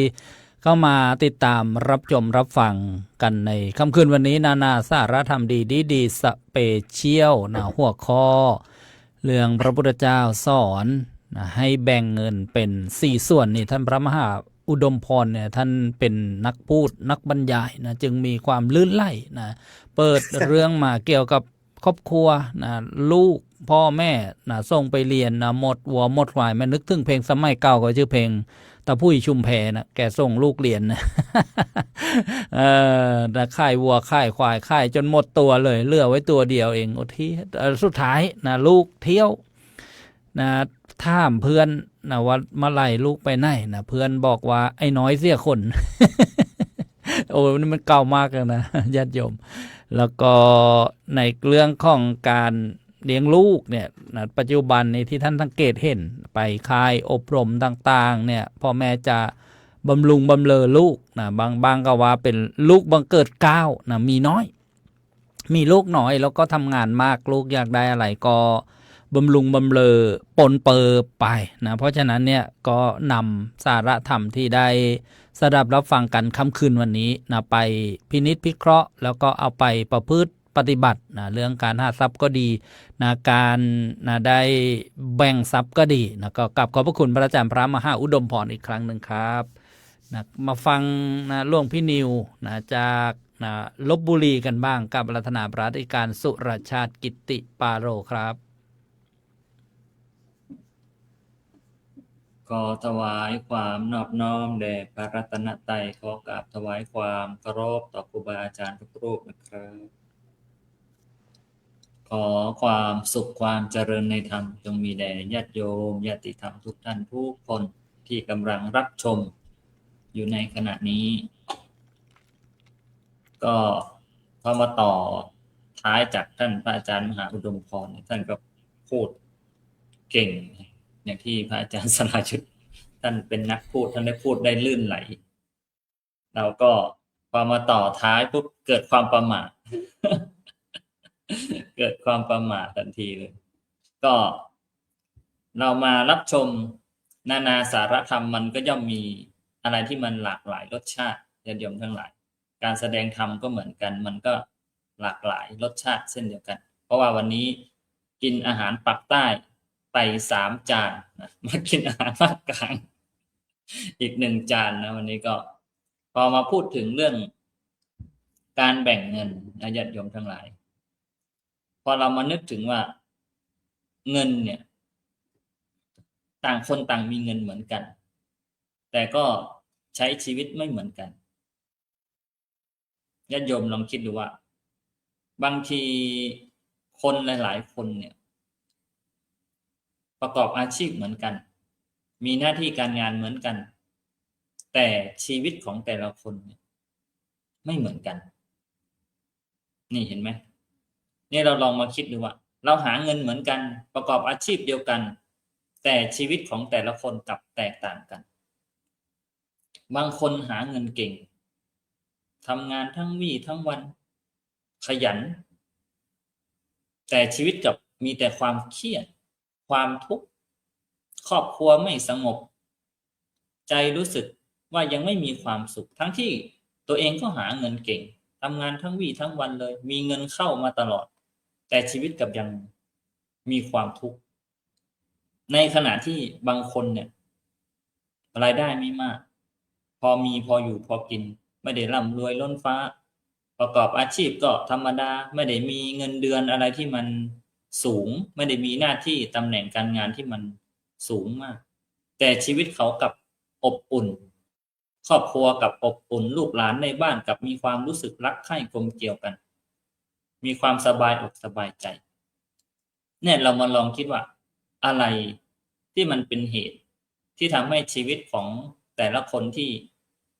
มีเงินเหมือนกันแต่ทำไมความสุขที่มันแตกต่างกันมีเงินก้อนเดียวกันแต่ผลลัพธ์แตกต่างกันเนี่ยเราคิดว่าเงินก็เหมือนกันแต่ทำไมผลมันไม่เหมือนกันสมมติว่าเรามีเงินอยู่10,000 บาทอยู่กับคนคนหนึ่งเนี่ยหมดแล้วหมดเลยเนี่ยเงิน10,000เนี่ยถ้าอยู่กับคนหนึ่งหมดแล้วหมดเลยถ้าไปอยู่กับอีกคนหนึ่งกลายเป็นว่าเงินนั้นใช้อย่างเกิดประโยชน์ถ้าไปอยู่กับอีกคนหนึ่งเงิน10,000 บาทกลับกลายเป็นบุญเป็นกุศลขึ้นมาหรือเอาเงิน10,000ไปให้อีกคนหนึ่ง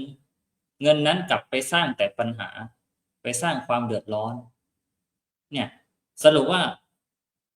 เงินมันอยู่ที่คนใช้อยู่ที่การรู้จักใช้เงินใช้ยังไงให้มันเกิดประโยชน์ใช้ยังไงที่มีแต่โทษแสดงว่าเงินมีเงินเหมือนกันแต่ความสุขไม่เหมือนกันพระพุทธเจ้าท่านถึงได้สอนให้เรารู้จักที่จะใช้เงินให้มันเกิดประโยชน์แบ่งปันเงินให้มันเกิดประโยชน์ท่านถึงได้ให้เราลองแบ่งทรัพย์ออกอยู่เป็น4 ส่วนอย่างที่ครูบาอาจารย์ทั้ง3 รูปนั้นก็ได้ยกตัวอย่างให้เราได้เห็นแล้วว่าการแบ่งเงินในส่วนต่างๆมันมีอะไรบ้างเช่นตัวหนี้เก่าเนี่ยเราก็รู้อยู่แล้วว่าครูบาอาจารย์ให้พวกเราคือการให้พ่อแม่ไม่ใช่หนี้เงินแต่คือหนี้ชีวิตของเราท่านคือผู้ให้กำเนิดเลี้ยงดูเรามาท่านมีความอดทนทุกสิ่งทุกอย่างเพื่อลูกในแต่ละคน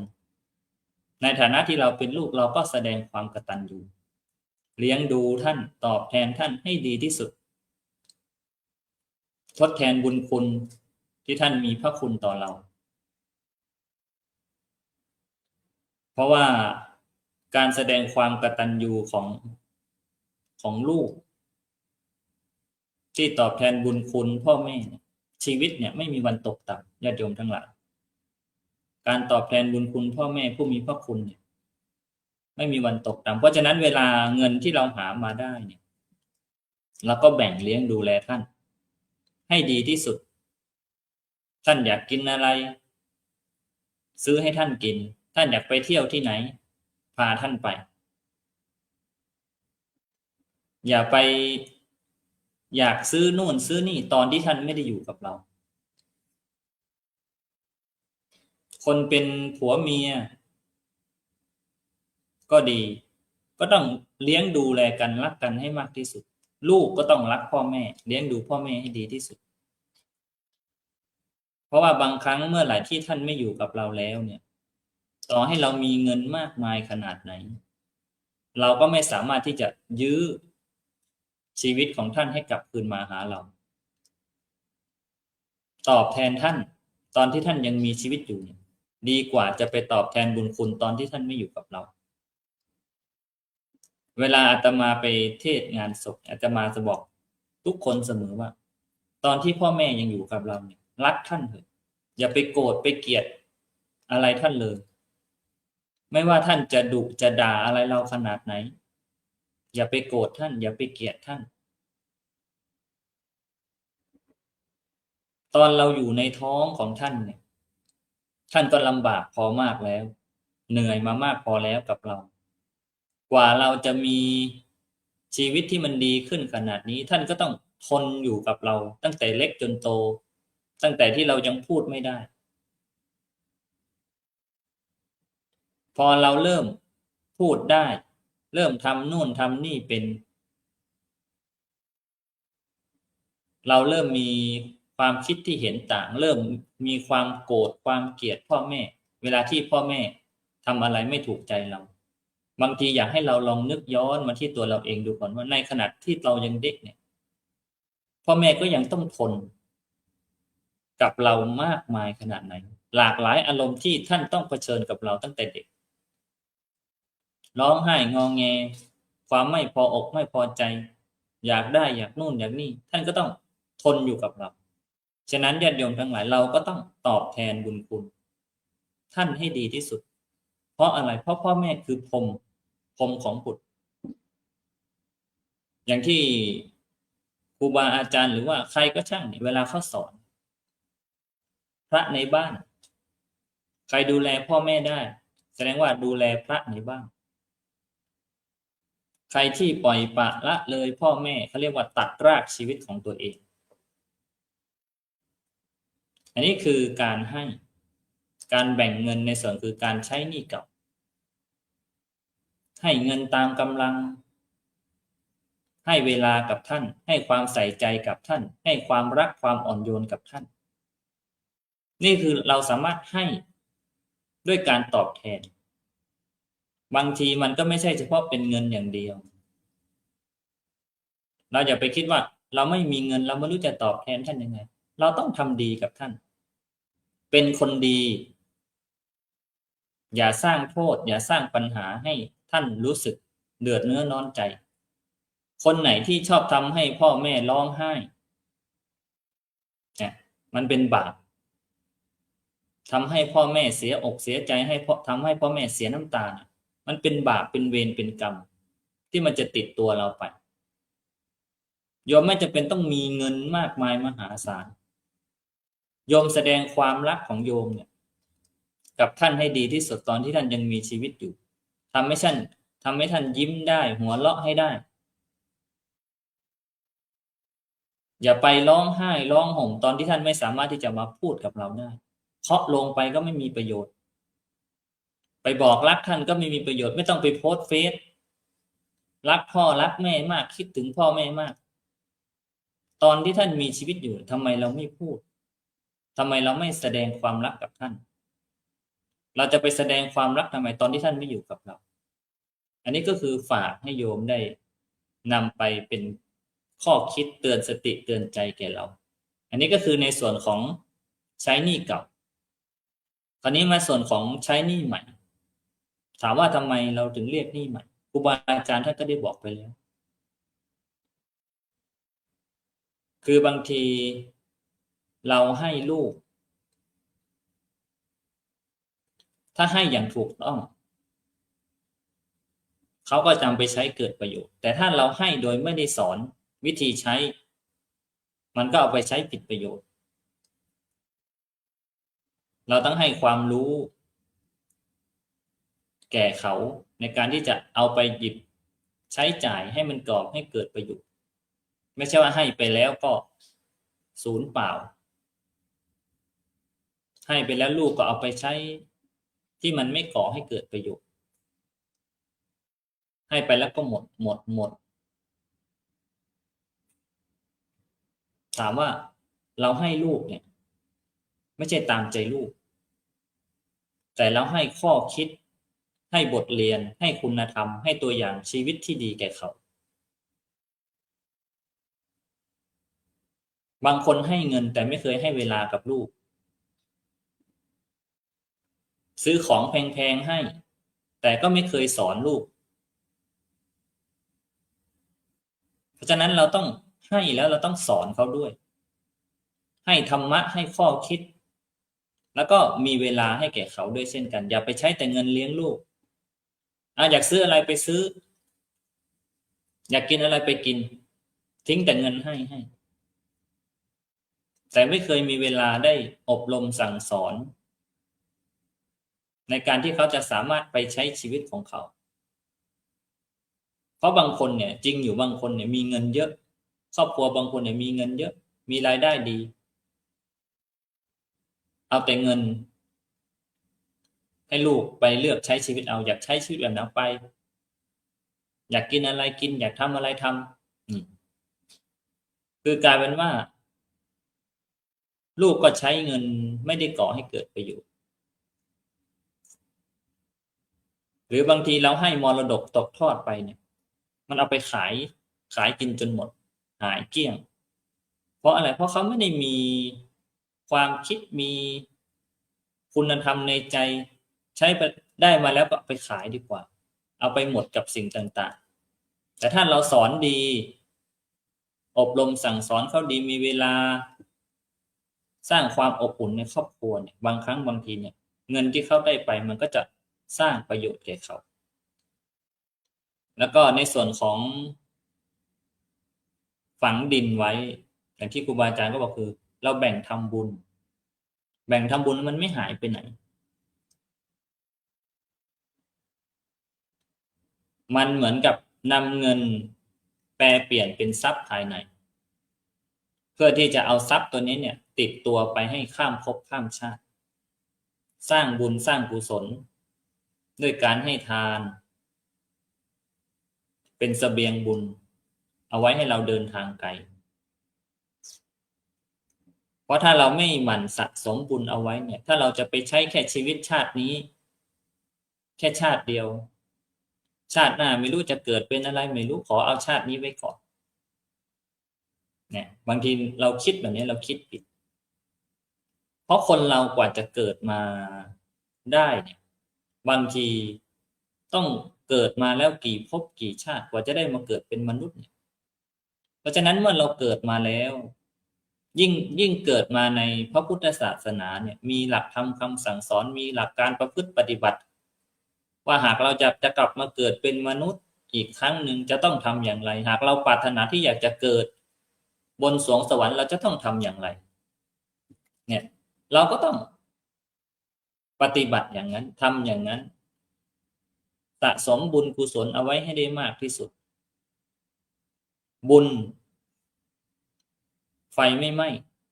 ตกน้ำก็ไม่จมหายไปไหนนี่เขาเรียกว่าบุญแปลเปลี่ยนทรัพย์ภายนอกให้เป็นทรัพย์ภายในแล้วก็ตัวที่4ก็คือทิ้งลงเหวเที่ยวกินใช้ไปหมดไปกับอะไรสุรายาการพนันเที่ยวจนเสียการเสียงานใช้เงินซื้อความสุขแค่ชั่วคราวแต่กับซื้อทุกข์ระยะยาวเอาไว้นี่ก็เรียกว่าใช้เงินไม่ได้ก่อให้เกิดประโยชน์พอเงินหมดตัวแล้วเกิดความทุกข์คิดหาวิธีต่างๆเพื่อที่จะทำให้ได้เงินมาก็เดินหลงทางผิดก็เรียกว่าใช้เงินไม่ได้เกิดประโยชน์โยนทิ้งลงเหวกินไม่รู้จักอิ่มกินไม่รู้จักพอโยนลงไปยังไงก็ไม่เต็มไม่อิ่มโยนลงไปก็หายโยนลงไปก็หายฉะนั้นเราก็ต้องรู้จักที่จะใช้เงินให้เกิดประโยชน์อย่างที่พูดเอาไว้เบื้องต้นว่ามีเงินเหมือนกันแต่มีความสุขต่างกันเนี่ยญาติโยมทั้งหลายหาเงินเหมือนกันแต่ความสุขไม่เหมือนกันกลายเป็นว่าคนหาเงินแล้วใช้อย่างมีสติใช้อย่างรอบคอบใช้อย่างด้วยพินิจพิจารณาเขากับมีความสุขมากกว่าแตกต่างจากคนที่หาเงินเก่งแต่บริหารเงินไม่เก่งกับมีแต่ความทุกข์กลับบ้านมาทั้งที่เงินก็หาทุกวันแต่ทำไมมันถึงยังทุกข์อะไรคือมันคือความทุกข์ที่มันเกิดขึ้นอยู่เงินในกระเป๋าก็มีอยากกินอะไรก็ได้กินแต่ทำไมมันถึงยังทุกข์เรากลับมองไปถึงคนที่เขามีเงินเดือนน้อยกว่าเราแต่เขาทำไมถึงเขายังมีความสุขครอบครัวเขาทำไมถึงอบอุ่นนั่นแสดงว่าเราต้องปรับความคิดของเราในการที่จะใช้จ่ายเงินเพราะว่าเงินบางครั้งเนี่ยมันก็ไม่สามารถที่จะซื้อความสุขได้เสมอไปเนี่ยอย่างที่หลวงพ่อพระครูสุนทรได้พูดเอาไว้บางต้นมีเงินเป็น20 ล้านเนี่ยแต่ทำไมถึงยังไม่มีความสุขนี่เราต้องมาคิดทบทวนแล้วก็แบ่งสรรปันส่วนในการใช้ชีวิตของเราหรือว่ามีเงินก็ต้องมาแบ่งเป็นสัดเป็นส่วนไหนที่จะต้องไปทำอะไรในชีวิตประจำของวันส่วนไหนที่จะต้องเอาไปเก็บไปเป็นเงินฝากนะพ่อแม่ก็ต้องมีเงินเก็บเงินฝากเพื่อเอาไว้ให้ลูกได้ใช้ตอนโต ได้มาบางส่วนก็ต้องเอาไปจับจ่ายใช้สอยในชีวิตประจำวัน เหลือบ้างก็ไปทำบุญทำทานแปลเปลี่ยนเป็นบุญเป็นกุศลขึ้นมาเนี่ยคือเราจะต้องบริหารเงินอย่างนี้ เพื่อที่จะให้มันเกิดประโยชน์ ทุกอย่างที่เราแบ่งกันไปไม่ใช่ว่าแบ่งตัวนี้ก็ไม่ได้ก่อให้เกิดประโยชน์แบ่งตัวนี้ก็ไม่ได้ก่อให้เกิดประโยชน์ต่อให้เราแบ่งออกมาเป็น10 ส่วนหากเราไม่วางแผนการใช้เงินให้ดีเนี่ยมันก็หายไปโดยไม่เกิดประโยชน์เลยไม่จำเป็นต้อง4 ส่วนอย่างที่ได้คุยกันต่อให้เราแบ่งเป็นกองไว้เนี่ยแต่ถ้าแต่ละกองที่เราแบ่งออกมาแล้วเนี่ยเราเอาไปใช้ไม่เกิดประโยชน์เลยมันก็จมหายไปสูญหายไปเปล่าประโยชน์ฉะนั้นเราก็ต้องมาวางแผนในการใช้ชีวิตของเราเพื่อที่จะทำให้ชีวิตของเรามีความสุขได้แม้ว่ามีเงินน้อยเราก็ยังมีความสุขแม้ว่าเราจะไม่ได้ร่ำรวยล้นฟ้าแต่เราก็สามารถหาความสุขได้จากทรัพย์ที่เราหามาได้แม้ว่ามันจะน้อยนิดก็ตามฉะนั้นก็ฝากเอาไว้เพียงเท่านี้ครับครับขอบพระคุณครับพระอธิการสุรชาติกิติปาโลท่านพูดแบบนุ่มๆนะแต่ลึกซึ้งนะเหมาะกับเทศสอนนาคที่จะไปบวชพระนะครับเนี่ย โยมน่าจะเลิ่นพรทุกท่านค่ำคืนวันนี้ที่แรกฟังก็ผู้เป็นแม่นี่ก็ยิ้มเลยลูกโดนแล้วลูกโดนแล้วพอฟังไปได้ครึ่งเรื่องแม่พอโดนบ้างอีก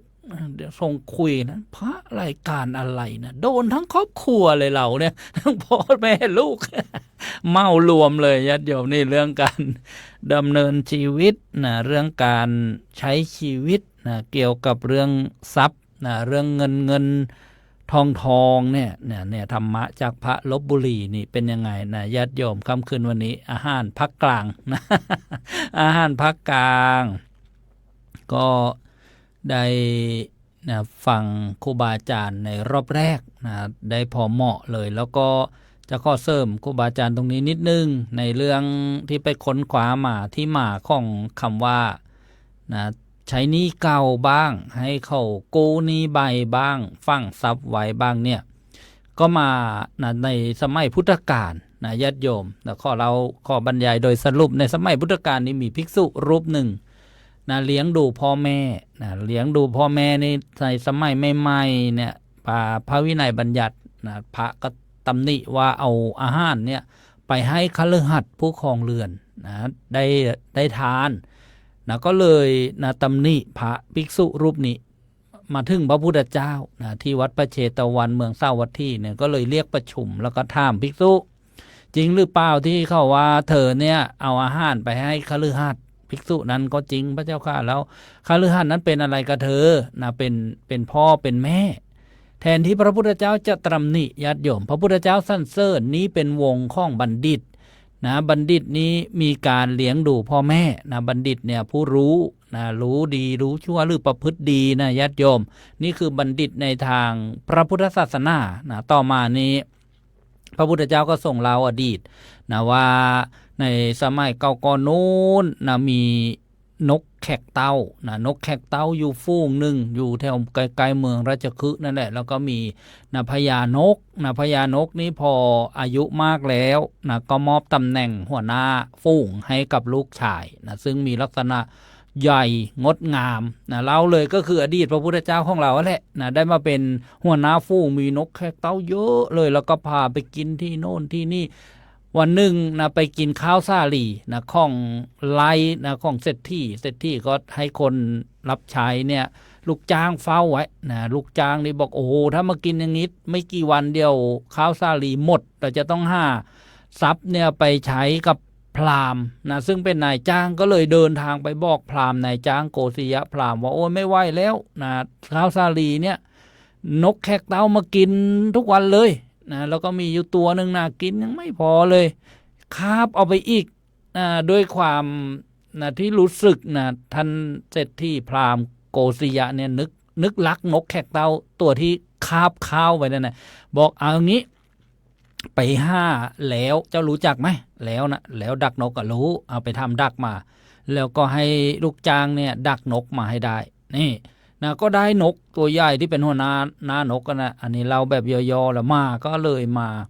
ให้เศรษฐีนี่ก็เอามานั่งตักนะเกิดความรักนะก็คือนกพระโพธิสัตว์นั่นเองแล้วก็ถามว่าในป่าที่นกนี่อยู่เนี่ยมียุ้งช่างหรือไงกินแค่นี้ยังไม่พอยังคาบเอาไปเก็บในยุ้งหรือไงทีเนี้ยนะพญานกแขกเตาพระโพธิสัตว์นี่ก็ตอบสมัยนั้นก็พูดจากันรู้เรื่อง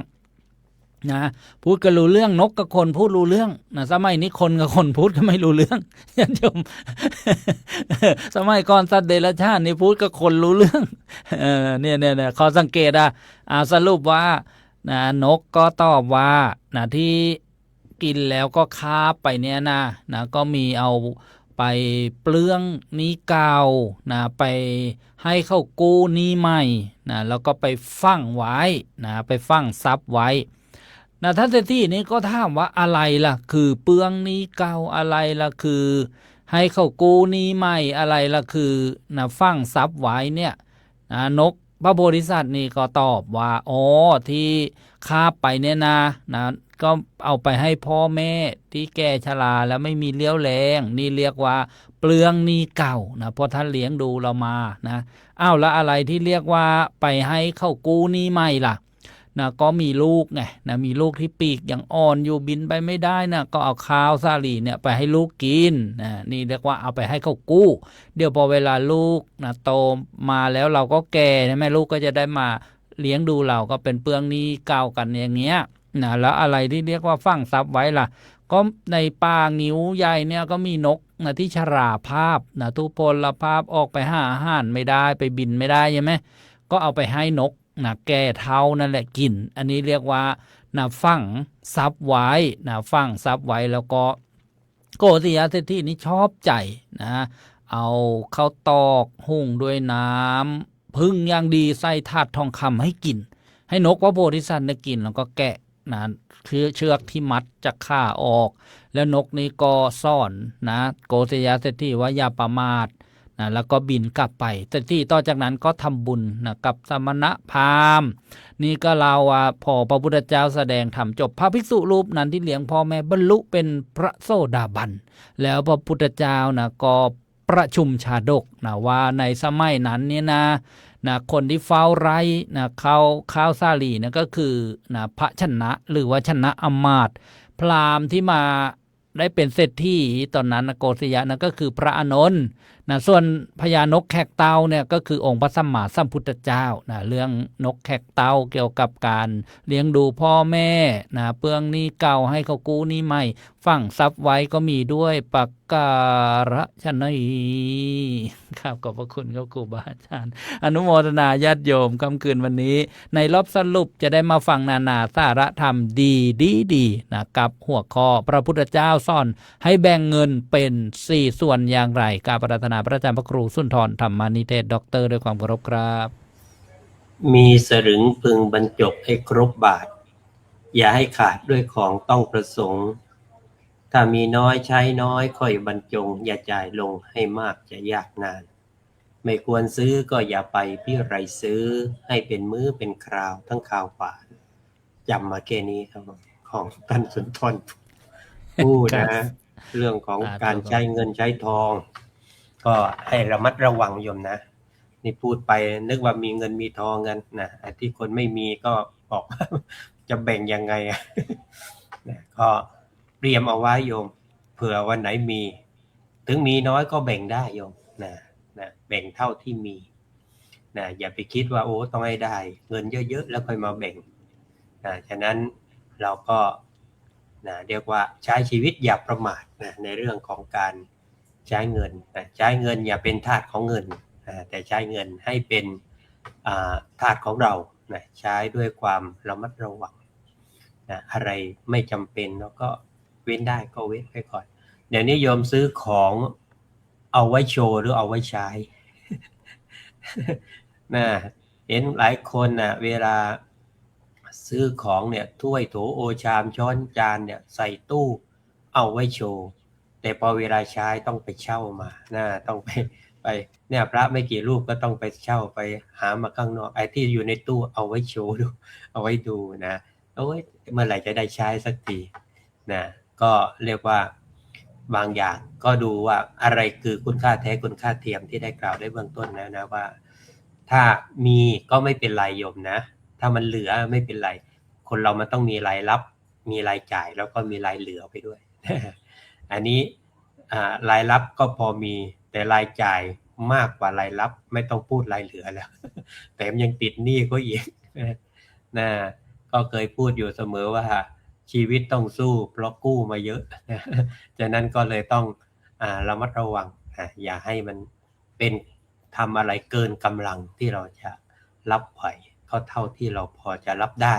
ก็ขอเป็นกำลังใจโยมนะไม่ว่าจะมีเงินมากมีเงินน้อยก็ขอให้มีความสุขกับการใช้ชีวิตนะครับขอบคุณครับอาจารย์พระครูสุนทรธรรมนิเทศด็อกเตอร์มีสลึงพึงบรรจบให้ครบบาทไปตลาดฟาดให้เกลี้ยงเตียนกระเป๋านะโยมกราบอาราธนาอาจารย์พระครูสมุสมพรครับ ถวายความเคารพครูบาอาจารย์อีกครั้งหนึ่งครับผมขอเจริญพรญาติโยมทุกคนทุกท่านในรอบสรุปใช้เวลาไม่มากจนเกินไปกันโยมสาระธรรมที่เราท่านทั้งหลายได้ฟังจากครูบาอาจารย์ในวันนี้สามารถที่จะนำไปประยุกต์ใช้ในชีวิตของพวกเราโดยเฉพาะคนที่กำลังจะในการแบ่งทรัพย์ให้เป็นประโยชน์อย่างไรอยากจะครูบาอาจารย์ได้สรุปไว้ก็คือใช้หนี้เก่าใช้หนี้เก่าใช้หนี้ใหม่ฝังดินไว้ทิ้งลงเหว4อย่างนี้ที่เราพูดกันในค่ำคืนนี้ธรรมภาพก็จะได้สรุปให้เราทั้งหลายฟังว่าใช้หนี้เก่าเนี่ยสอนให้เรารู้จากความกตัญญูกตเวทิตาธรรมในตัวของเราก็คือให้รู้จักการใช้ผู้ที่มีบุญคุณกับพวกเราที่แน่นอนคือคุณพ่อคุณแม่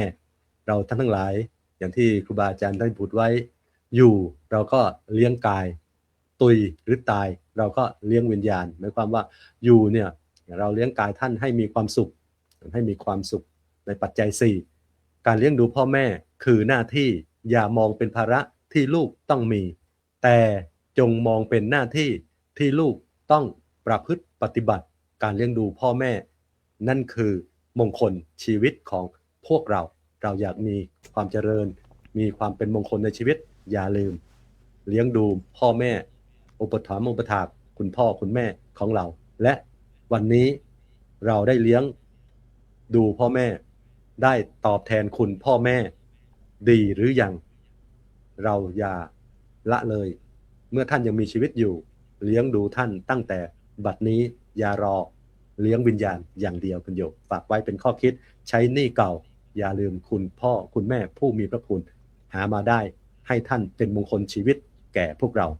ประการที่2ใช้หนี้ใหม่สอนให้เราท่านทั้งหลายที่ฟังในวันนี้รู้จักหน้าที่ที่พึงกระทำเราเป็นลูกควรทำหน้าที่ต่อพ่อแม่อย่างไรเราเป็นพ่อแม่ควรทำหน้าที่ความเป็นพ่อแม่กับลูกอย่างไรหน้าที่ของคุณพ่อคุณแม่เราท่านทั้งหลายเราให้การศึกษาเมื่อได้ให้กำเนิดลูกมาแล้วเนี่ยให้การศึกษาหาอนาคตให้แก่ลูกแล้วก็สอนลูกนั่นแหละคุณโยมให้ลูกเป็นคนดีเนี่ยที่เราต้องเรียกว่าอะไรนั่นเลี้ยงเพราะนิสัยให้การศึกษาหาอนาคตเนี่ยเป็นหน้าที่ของคุณพ่อคุณแม่นั้นใช้หนี้ใหม่เนี่ยเป็นเหมือนการรู้จักทำหน้าที่ของตัวเองให้สมบูรณ์อย่าบกพร่องเป็นอย่างไรถึงจะดีมีอย่างไรถึงจะสวยม้วยอย่างไรถึงจะสุขโยมจำไว้3อย่างนี้มีเป็นม้วยอย่างไรถึงจะสุขประการสุดท้ายประการต่อไปฝังดินไว้สอนให้เรารู้จักเก็บทรัพย์ไว้ให้เกิดประโยชน์เก็บทรัพย์แล้วก็ให้เกิดประโยชน์ตอนไหนอยู่ปัจจุบันฝังดินไว้ยามเกิดศึกสงครามมีเพศมีภัยพิบัติมายามเจ็บไข้ได้ป่วยมิมาเอามาใช้ได้แต่ฝังดินไว้อีกประการหนึ่งในพุทธศาสนาพื้นดินที่ดีที่สุดพื้นนาที่ดีที่สุดคือพื้นดินพระพุทธศาสนาฝังทรัพย์ไว้ เป็นบุญของเราเป็นทุนยามเราจากโลกนี้ไปเราท่านทั้งหลายท่านจึงบอกว่าอันทรัพย์สินถิ่นฐานทั้งบ้านช่องอีกหนึ่งทองไร่นามหาศาลเป็นสมบัติของตัวได้ชั่วการจะต้องผ่านจากกันเมื่อวันตุยวันตายส่วนความดีมีความสัตย์สมบัติแท้ถึงตัวแก่กายดับไม่ลับหาย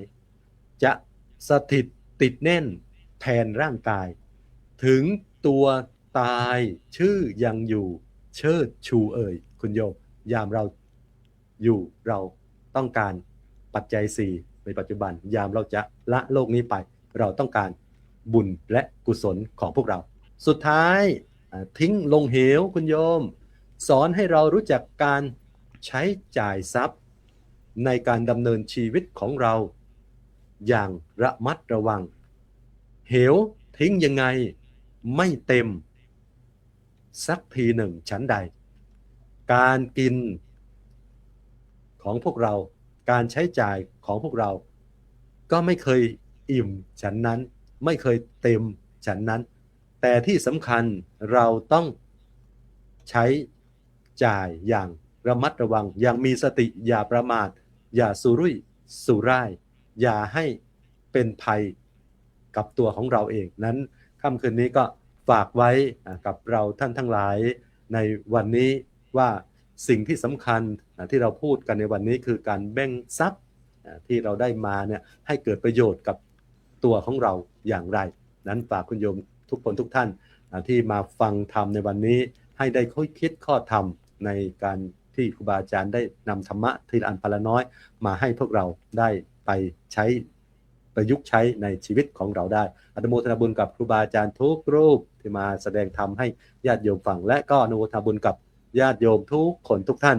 ที่ตั้งใจฟังและมาช่วยคอมเมนต์หลายสิ่งหลายอย่างมาเป็นเพื่อนกับครูบาอาจารย์มาให้กำลังใจครูบาอาจารย์ในการปฏิบัติหน้าที่เป็นผู้ให้ธรรมสอนธรรมอนุโมทนาบุญครับผมสาธุกับขอบพระคุณครับอาจารย์พระครูสมุทรสมพรญาณวุฒโธมากันในบรรยากาศเหมือนอ่านประวัติผู้วัยชนและจะทอดผ้าบางสกุลพื้นสุดท้ายจะนำล้างอะไรวิญญาณ นี่ได้นึกถึงความตายสบายนักมันหักรักหักล่งในส่งซ่านบรรเทามืดโมหันอันธกะในจิตห่านหายสะดุ้งไม่ยุ่งใจนะปกิณกะโอ้โหลืมกราบถวายความเคารพพระอาจารย์พระครูเกษมพิษโสพลนะครับตอนนี้ท่านกำลังเดินทางจากอำเภอเมืองอุบลราชธานีไปอำเภอเขมราชก็100 กิโลเมตรนะก็คงจะใกล้ถึงนะวัดพิษโสภารามแล้วถวายความเคารพที่เมตตามาทักทายครับผมก็นะดำเนินรายการนะเลี้ยวซ้ายแลขวาดูทีมงานบ้างอะไรบ้างบางทีก็มีภาพนะน้องม่าลูกหลวงพี่นิวขึ้นมาบ้างอะไรบ้าง น้องแมว นะเปลี่ยนบรรยากาศกันบ้างเมตตาบ้างอะไรบ้างนะก็กราบขอบพระคุณนะครูบาอาจารย์ทุกรูปอีกครั้งหนึ่งกราบอาราธนาพระอาจารย์พระมหาอุดมพรครับกราบขอโอกาสนะครับจากหลักธรรมทั้ง4 หัวข้อนะครับไม่ว่าจะเป็นการใช้หนี้เก่าใช้หนี้ใหม่ฝังดินไว้หรือว่าแล้วก็ทิ้งเหวทั้ง4ข้อนั้นเป็นอุปไมยที่พระพุทธเจ้าได้ทรงแบ่งแยกทรงประทานว่าเป็นคู่มือในการดำเนินชีวิตนะมานั่งคิดอันนี้นอกเรื่องสักหน่อยมานั่งคิดดูชีวิตเรามันก็แค่นี้เองเหรอทำงานได้ทั้ง4ส่วนใช้ส่วนเดียวเอง ทำงานเกือบตายได้ใช้ส่วนเดียวเองแล้วชีวิตเราตกลงมันเกิดมาเพื่ออะไรกันแน่มันต้องการอะไรกันแน่เกิดมาเล่าเรียนนะเรียนแล้วก็แต่งงานแล้วก็สร้างครอบครัวแล้วสุดท้ายแล้วก็เจ็บไข้เจ็บไปหาหมอไม่สบายแก่เจ็บตายไปแค่นั้นทำงานเงินก็ไม่ได้ใช้ไปให้ต้องไปดูแลพ่อแม่ต้องไปดูแลลูกต้องไปดูแลสร้างบุญเก็บไว้ส่วนตัวนะแล้วก็ต้องมาใช้ตัวเองใช้นิดเดียวฉะนั้นจริงๆแล้วนี่แสดงว่าตัวตนเราหาไม่มีจริงๆนะเป็นอนัตตาความเป็นไม่ใช่ตัวไม่ใช่ตนนั่งคิดนอนคิดชีวิตมันมีแค่นี้เองนะทำงานเหนื่อยกับตายนะบางคนเอาไปกินเหล้าหมดเลยบางคนเอาไปเที่ยวสนุกสนานพอต้นเดือนตั้งไม่เหลือเลยอะไรเป็นต้นแบบนี้ใช้ชีวิตแล้วก็เหมือนที่ว่านะครับเกิดมาแล้วก็ไปแย่งอากาศเขา หายใจเดี๋ยวก็ตายไปเปล่าๆไม่ได้สร้างบุญสร้างกุศลไม่ได้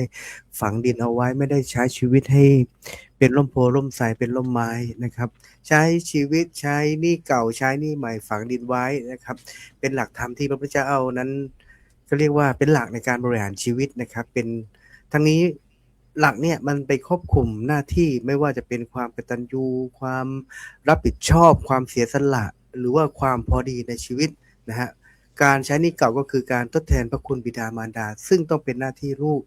วันนี้เราไม่มีเวลาไปทดแทนแต่เราก็อย่าไปเนรคุณท่านนะฮะการทดแทนบุญคุณพ่อแม่ไม่จำเป็นต้องเป็นใช้สิ่งของที่มีค่าเราอยู่ให้เขามีความสุขอยู่ให้เขาสบายอกสบายใจอันนี้ก็เป็นการทดแทนคุณของท่านนะครับให้ท่านยิ้มได้เพราะยิ้มได้เมื่อนึกถึงเรานะครับแล้วก็การใช้หนี้ใหม่ก็คือการดูแลครอบครัวมันไม่ใช่เป็นการดูแลครอบครัวฝากคุณโยมด้วยนะเดี๋ยวนี้ประเทศไทยเรามีปัญหาเรื่องยาเสพติดมาก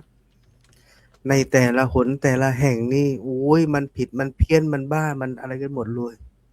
ลูกแม่ไปแจ้งตำรวจไปแจ้งผู้ใหญ่บ้านว่าลูกชายเมาคลั่งอาละวาดให้มาช่วยจับหน่อยตำรวจก็ไปผู้ใหญ่ก็ไปปลสก็ไปชลปไปหมดพอไปถึงช่วยอะไรไม่ได้นะพอจะจับอย่าไปทำมันแรงๆอย่าไปทำมันแรงๆตำรวจก็เลยกลับทีนี้ตำรวจว่าอะไรผู้ใหญ่ก็บอกว่านี่ป้าทำไมป้ามาแจ้งตอนนี้อ่ะไอตอนที่มันนั่งเสพอยู่ทำไมป้าไม่แจ้งอ่ะทำไมป้าถึงปล่อยให้มันมานั่งเสพจนมันเมาคลั่งแล้วพอตำรวจมาพอเจ้าหน้าที่มาป้าพอเขาทำอะไรไม่ได้ป้าก็ไปว่าเขาอีกว่าใช้การไม่ได้เป็นผู้ใหญ่ที่ใช้ไม่ได้เรื่องของแค่นี้ทำไม่ได้ผู้ใหญ่ก็ย้อนกลับว่าแล้วตอนที่เขากำลังเสพที่ป้าเห็นมันนั่งเสพทำไมป้าถึงไม่แนะนำตักเตือนลูกของป้าทำไมไม่แนะนำตักเตือนหรือว่าไม่ไปแจ้งความมาจับเลยไอ้นี้คือการดูแลครอบครัวก็คือการดูแลภาระของสังคมอันนี้วันนี้ขอพูดแทนผู้ใหญ่บ้านนะพูดแทนกำนันหน่อย การดูแลลูกดูแลครอบครัวมันเป็นการลดภาระของชาตินะฮะอย่าคิดว่าอยู่แค่ในครอบครัวอย่างเดียวถ้าลูกเต้าในครอบครัวไปทำร้ายไปสร้างความเดือดร้อนให้กับชุมชนเนี่ยอันนี้คือภาระของชุมชนวุ่นวายไปหมดอันนี้ฝากดูแลอันนี้สำคัญดูแลพ่อแม่นะฮะเลี้ยงกายเลี้ยงใจท่านอันนี้ก็สำคัญดูแลบุคคลในครอบครัวของตัวเองนะไม่ว่าจะเป็นลูกเต้าเหล่าใครก็ตามแต่ที่อยู่ในครอบครัวเราเป็นการสร้างสถาบันสังคมเป็นการสร้างชาติอย่างหนึ่งถ้าคุณโยมบอกคุณโยมรักชาติก็จริงแต่รักครอบครัวด้วยแล้วมันจะขยายวงกว้างออกไปเริ่มจากครอบครัวนะฮะฝังดินไว้หมายความว่าสร้างบุญกุศลบอกแล้วว่าในโลกเบื้องหน้านู่นเราไม่มีหม้อหุงข้าวนะในโลกเบื้องหน้านู้นเราไม่มีการทำนาการเลี้ยงขายข้างไม่มีเลยชีวิตคนเราจะอยู่ในโลกเบื้องหน้านู้นได้ก็ต้องอาศัยว่าบุญกุศลที่บรรดาญาติอุทิศไปให้นะครับและก็ต้องอาศัยบุญกุศลที่เราเตรียมไว้ด้วยชีวิตคนเราใช้ทุน2ทุนก็คือ1ต้นทุนก็คือคุณงานความดีที่คุณโยมสร้างเอาไว้ตอนที่มีชีวิตอยู่แล้วก็บุญกุศลที่ญาติอุทิศบุญไปให้กรวดน้ำไปให้โยมตอนตายนั่นแหละโยมถึงจะใช้ชีวิตในสัมปรายภพได้อย่างมีความสุขนะฮะแล้วก็ข้อสุดท้ายก็คือทิ้งเหวดูแลตัวเองอย่างพอประมาณนะฮะไม่ตึงไม่เครียดนะฮะใช้ชีวิตอย่างผ่อนคลายไม่ใช่ว่าเสื้อผ้าหน้าผมไม่ยอมตัดไม่ยอมแต่งจะเก็บเงินเก็บทองไว้ลูกอย่างเดียวไม่ใช่ดูแลตัวเองบำรุงอนุเคราะห์ตัวเองก่อนแล้วจึงค่อยไปอนุเคราะห์คนข้างๆอนุเคราะห์คนข้างหลังนี่คือพระพุทธองค์ทั้ง4ประการนี้พระพุทธองค์เปรียบเสมือนกับเสาหลักที่คอยค้ำจุนชีวิตของเราโดยเฉพาะผู้ที่ครองเรือนไว้นะครับเป็นเสาคุ้มครองผู้ที่อยู่ครองเรือนเป็นคฤหัสถ์นะครับหากขาดต้นไม้ต้นใดหากขาดข้อใดข้อหนึ่งนะเหมือนต้นไม้ต้นหนึ่งที่ขาดรากขาดกิ่งขาดอะไรต่างๆนะฮะมันก็ย่อมอยู่ไม่เป็นสุขชีวิตถ้าเป็นรากฐานเป็นต้นไม้มันก็เอ็นมันก็เอียงเป็นเก้าอี้มันก็เอ็นมันก็เอียงเป็นต้นนะครับฉะนั้นฝากเอาไว้ว่าทรัพย์สินเงินทองเนี่ยเราหามาได้นะครับสักวันมันก็หมดไปมันเป็นทรัพย์สินที่ไม่ใช่ของถาวรนะครับวันนี้เราหามาได้แต่พรุ่งนี้อาจหมดไปแต่คุณธรรมที่เกิดจากการรู้จักให้การรู้จักตอบแทนบุญคุณการรู้จักเพียงพอประมาณการย่อมเป็นทรัพย์ภายในที่ไม่มีวันสูญหาย นะครับผู้ที่ใช้ทรัพย์ด้วยปัญญาจึงชื่อว่าผู้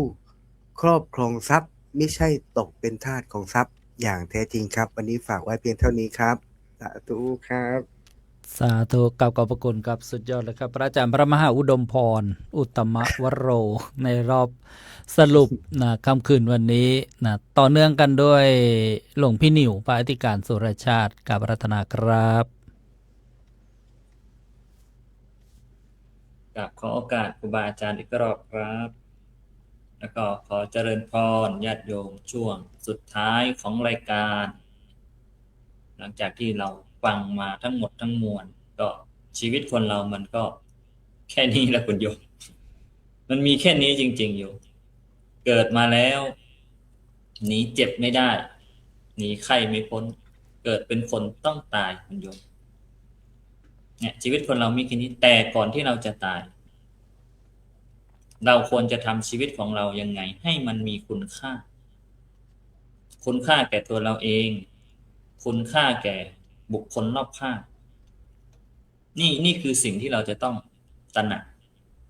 ว่าตอนที่เรายังมีชีวิตเนี่ยเราจะสร้างคุณค่าให้มันเกิดขึ้นได้อย่างไรทั้งต่อตัวเราเองต่อบุคคลรอบข้างต่อเพื่อนร่วมโลกต่อพ่อแม่ต่อบุคคลต่างๆที่เราจะสามารถสร้างคุณค่าให้เกิดขึ้นมาได้สร้างประโยชน์ขึ้นมาได้เพราะอะไรเพราะเมื่อไหร่ที่เราตายไปแล้วเนี่ยทรัพย์สมบัติที่เราหามาได้เนี่ยเราไม่มีสิ่งใดเลยที่มันจะสามารถติดตัวเราไปฉะนั้นการที่เรายังมีชีวิตเนี่ยเราหาทรัพย์มาได้เนี่ยเราก็ต้องรู้จักที่จะแบ่งทำสิ่งที่มันจะก่อให้เกิดประโยชน์ตั้งแต่ที่การดูแลตอบแทนพระคุณผู้มีพระคุณของเราไม่ว่าจะเป็นพ่อแม่ก็ดีครูบาอาจารย์ก็ดีใครก็แล้วแต่ที่มีพระคุณต่อเราเราต้องตอบแทนเขาคนที่มีความกตัญญูรู้คนเนี่ยจะไม่มีวันตกต่ำโดยเฉพาะการคนไหนที่เลี้ยงดูพ่อแม่ได้ดีเนี่ยชีวิตไม่มีตกต่ำญาติโยมทั้งหลายแม้ว่ามันจะไม่รวยแต่โยมจะไม่อับจนหนทางบางคนบอกว่าโยมก็ตอบแทนบุญคุณเลี้ยงดูพ่อแม่เป็นอย่างดีแต่ทำไมชีวิตมันบางครั้งเนี่ยผลของการตอบแทนบุญคุณมันไม่ใช่ความร่ำรวยเสมอไปมันอาจจะเป็นสิ่งอื่นที่มันก่อเกิดขึ้นให้โยมได้เห็นบางครั้งบางทีเนี่ยเราทำมาแล้วก็แล้วแต่เนี่ยมันจะมีช่องทางให้โยมได้ผ่านพ้นไปได้เสมอไปแม้ว่ามันจะไม่ได้มีเงินทองเข้ามาเกี่ยวข้องแต่โยมจะสามารถผ่านปัญหาอุปสรรคต่างๆได้เช่นเมื่อไหร่ที่โยมรู้สึกว่าติดขัดพบเจอปัญหาบางครั้งมันอาจจะมีมือสักมือหยิบยื่นเข้ามาเพื่อช่วยเหลือโยมเพราะอะไรเพราะโยมเป็นคนดีมีความกตัญญูรู้คุณคนชีวิตโยมจะไม่มีวันอับจนนี่คือสิ่งที่โยมจะต้องสร้างคุณค่าให้เกิดขึ้นในจิตในใจของเราทุกท่านทุกคนเพราะชีวิตคนเรามันมีแค่นี้ใช้หนี้ใหม่ก็คือแบ่งทรัพย์ให้ลูกนั่นแหละสอนลูกด้วยว่าแบ่งทรัพย์ไปแล้วเพื่อเขาที่จะเอาทรัพย์ตัวนั้นเนี่ยมาตอบแทนเรามาเลี้ยงดูแลเราในยามที่เราแก่เฒ่ามาหรือแม้แต่ในยามที่เราจากโลกนี้ไปแล้วเขาก็จะรู้จักที่จะทำบุญอุทิศให้เราไม่ใช่ว่าให้อะไรเขาไปแล้วมันก็สูญเปล่าพ่อแม่ตายไปแล้วก็ไม่เคยระลึกนึกถึงเนี่ยนี่คือสิ่งที่เราจะต้องมาสร้างคุณค่าให้เกิดประโยชน์รู้จักที่จะทำคุณงามความดีสร้างบุญกุศลสะสมบุญเอาไว้เพราะอะไรตายไปแล้วก็เอาอะไรไปไม่ได้อาศัยเพียงบุญกุศลที่เกิดจากทานศีลภาวนาเท่านั้นที่เราจะสามารถนำติดตัวไปทุกภพทุกชาติช้างตายเป็นตัวยังเหลือแค่งาเนี่ยเห็นไหมโยมคนเราตายก็ต้องอาศัยคุณงามความดีที่จะทิ้งเอาไว้ให้คนรุ่นหลังได้ระลึกนึกถึงเนี่ยก็ขอฝากเอาไว้เพียงเท่านี้ครับขอกราบขอบคุณครับสาธุครับหลวงพี่นิววัวควายตายเหลือไว้แต่เข้านั่งช้างตายอย่างเรื่องงาเป็นศักดิ์ศรีคนเราตายเหลือไว้แต่ชั่วดีบรรดามีประดับไว้ในโลกาวาระสุดท้ายแห่งท่านผู้วายชน ก็นะโยมอนุโมทนานะทำให้ละเริงบันเทิงในธรรมกันหน่อยก็เป็นสาระดีๆเด็ดๆในรายการนานาสาระธรรม ดีสเปเชียลค่ำคืนวันนี้ทีแรกก็คิดว่าจะสัก90 นาทีนะทำไปทำมาก็เป็น120เมี่ยนเดิม นะครับครูบาอาจารย์ก็ถือว่าเป็นบุญญาลาภของญาติโยมที่ได้เข้ามาสดับรับฟังกันในค่ำคืนวันนี้นะก็เจริญพรประชาสัมพันธ์ในวันต่อไปของรายการของเราก็จะมาพบกันในวันอาทิตย์ที่8 กุมภาพันธ์ที่จะถึงซึ่ง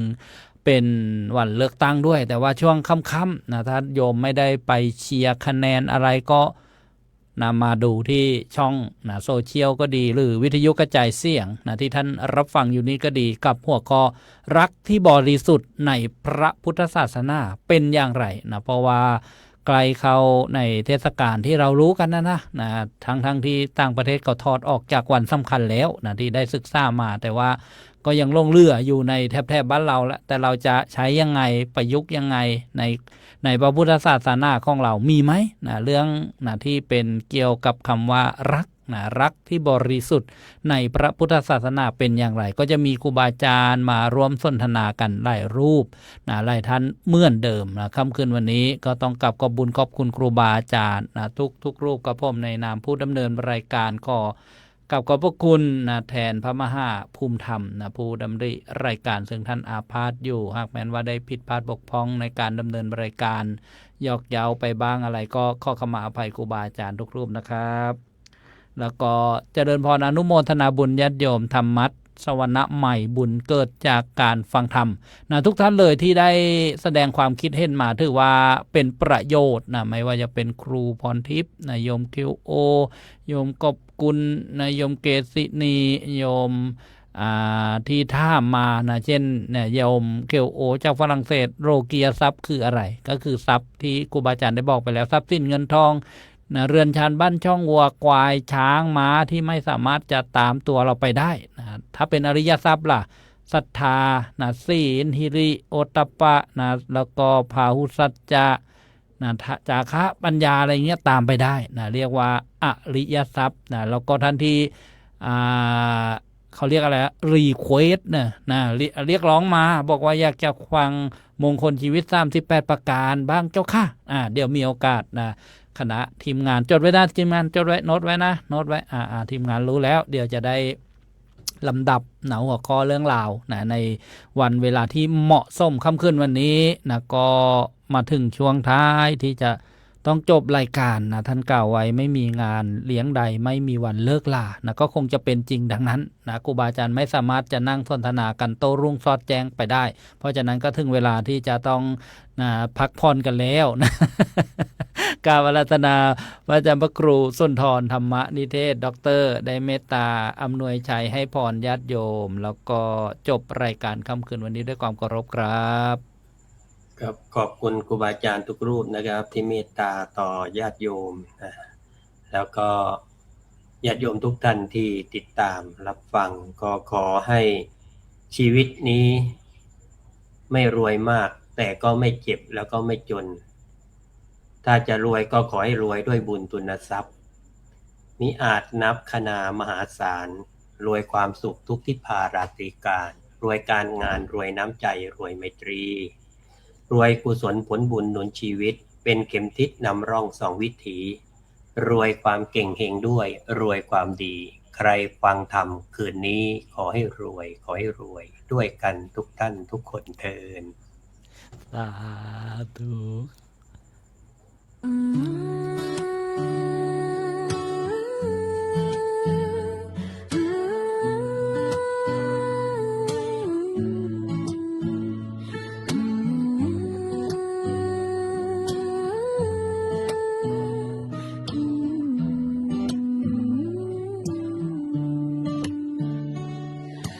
เสียงคำส่งตามสา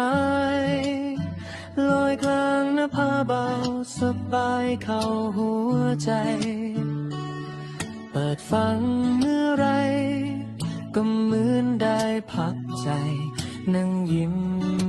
เบา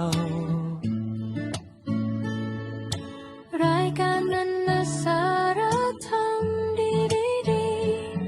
สุขสันต์เพลิดเพลินธรรมศึกษาทุกนาทีความสุขความเมตตาแบ่ง นิกชนโดยทั่วกันเจริญสุขเจอตรงคำจุนโลกนี้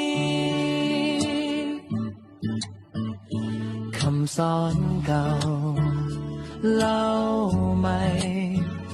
ใช้ได้จริงในวันนี้ทุกเรื่องราวทุกหนักก็เบาลงเบาเมื่อเปิดใจฟังแล้วลองทำดูขอให้คุณผู้ฟังทุกท่านสุขสมปรารถนาทั่วกันทุกคนยิ่งฟังยิ่งเพิ่มกุศลให้แส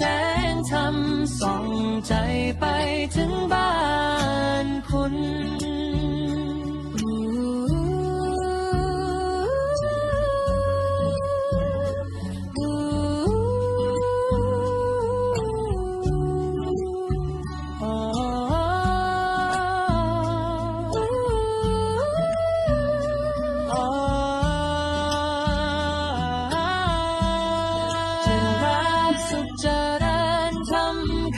จุนโล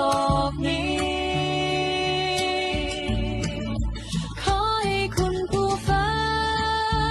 งทุกท่านสุขสมปรารถนา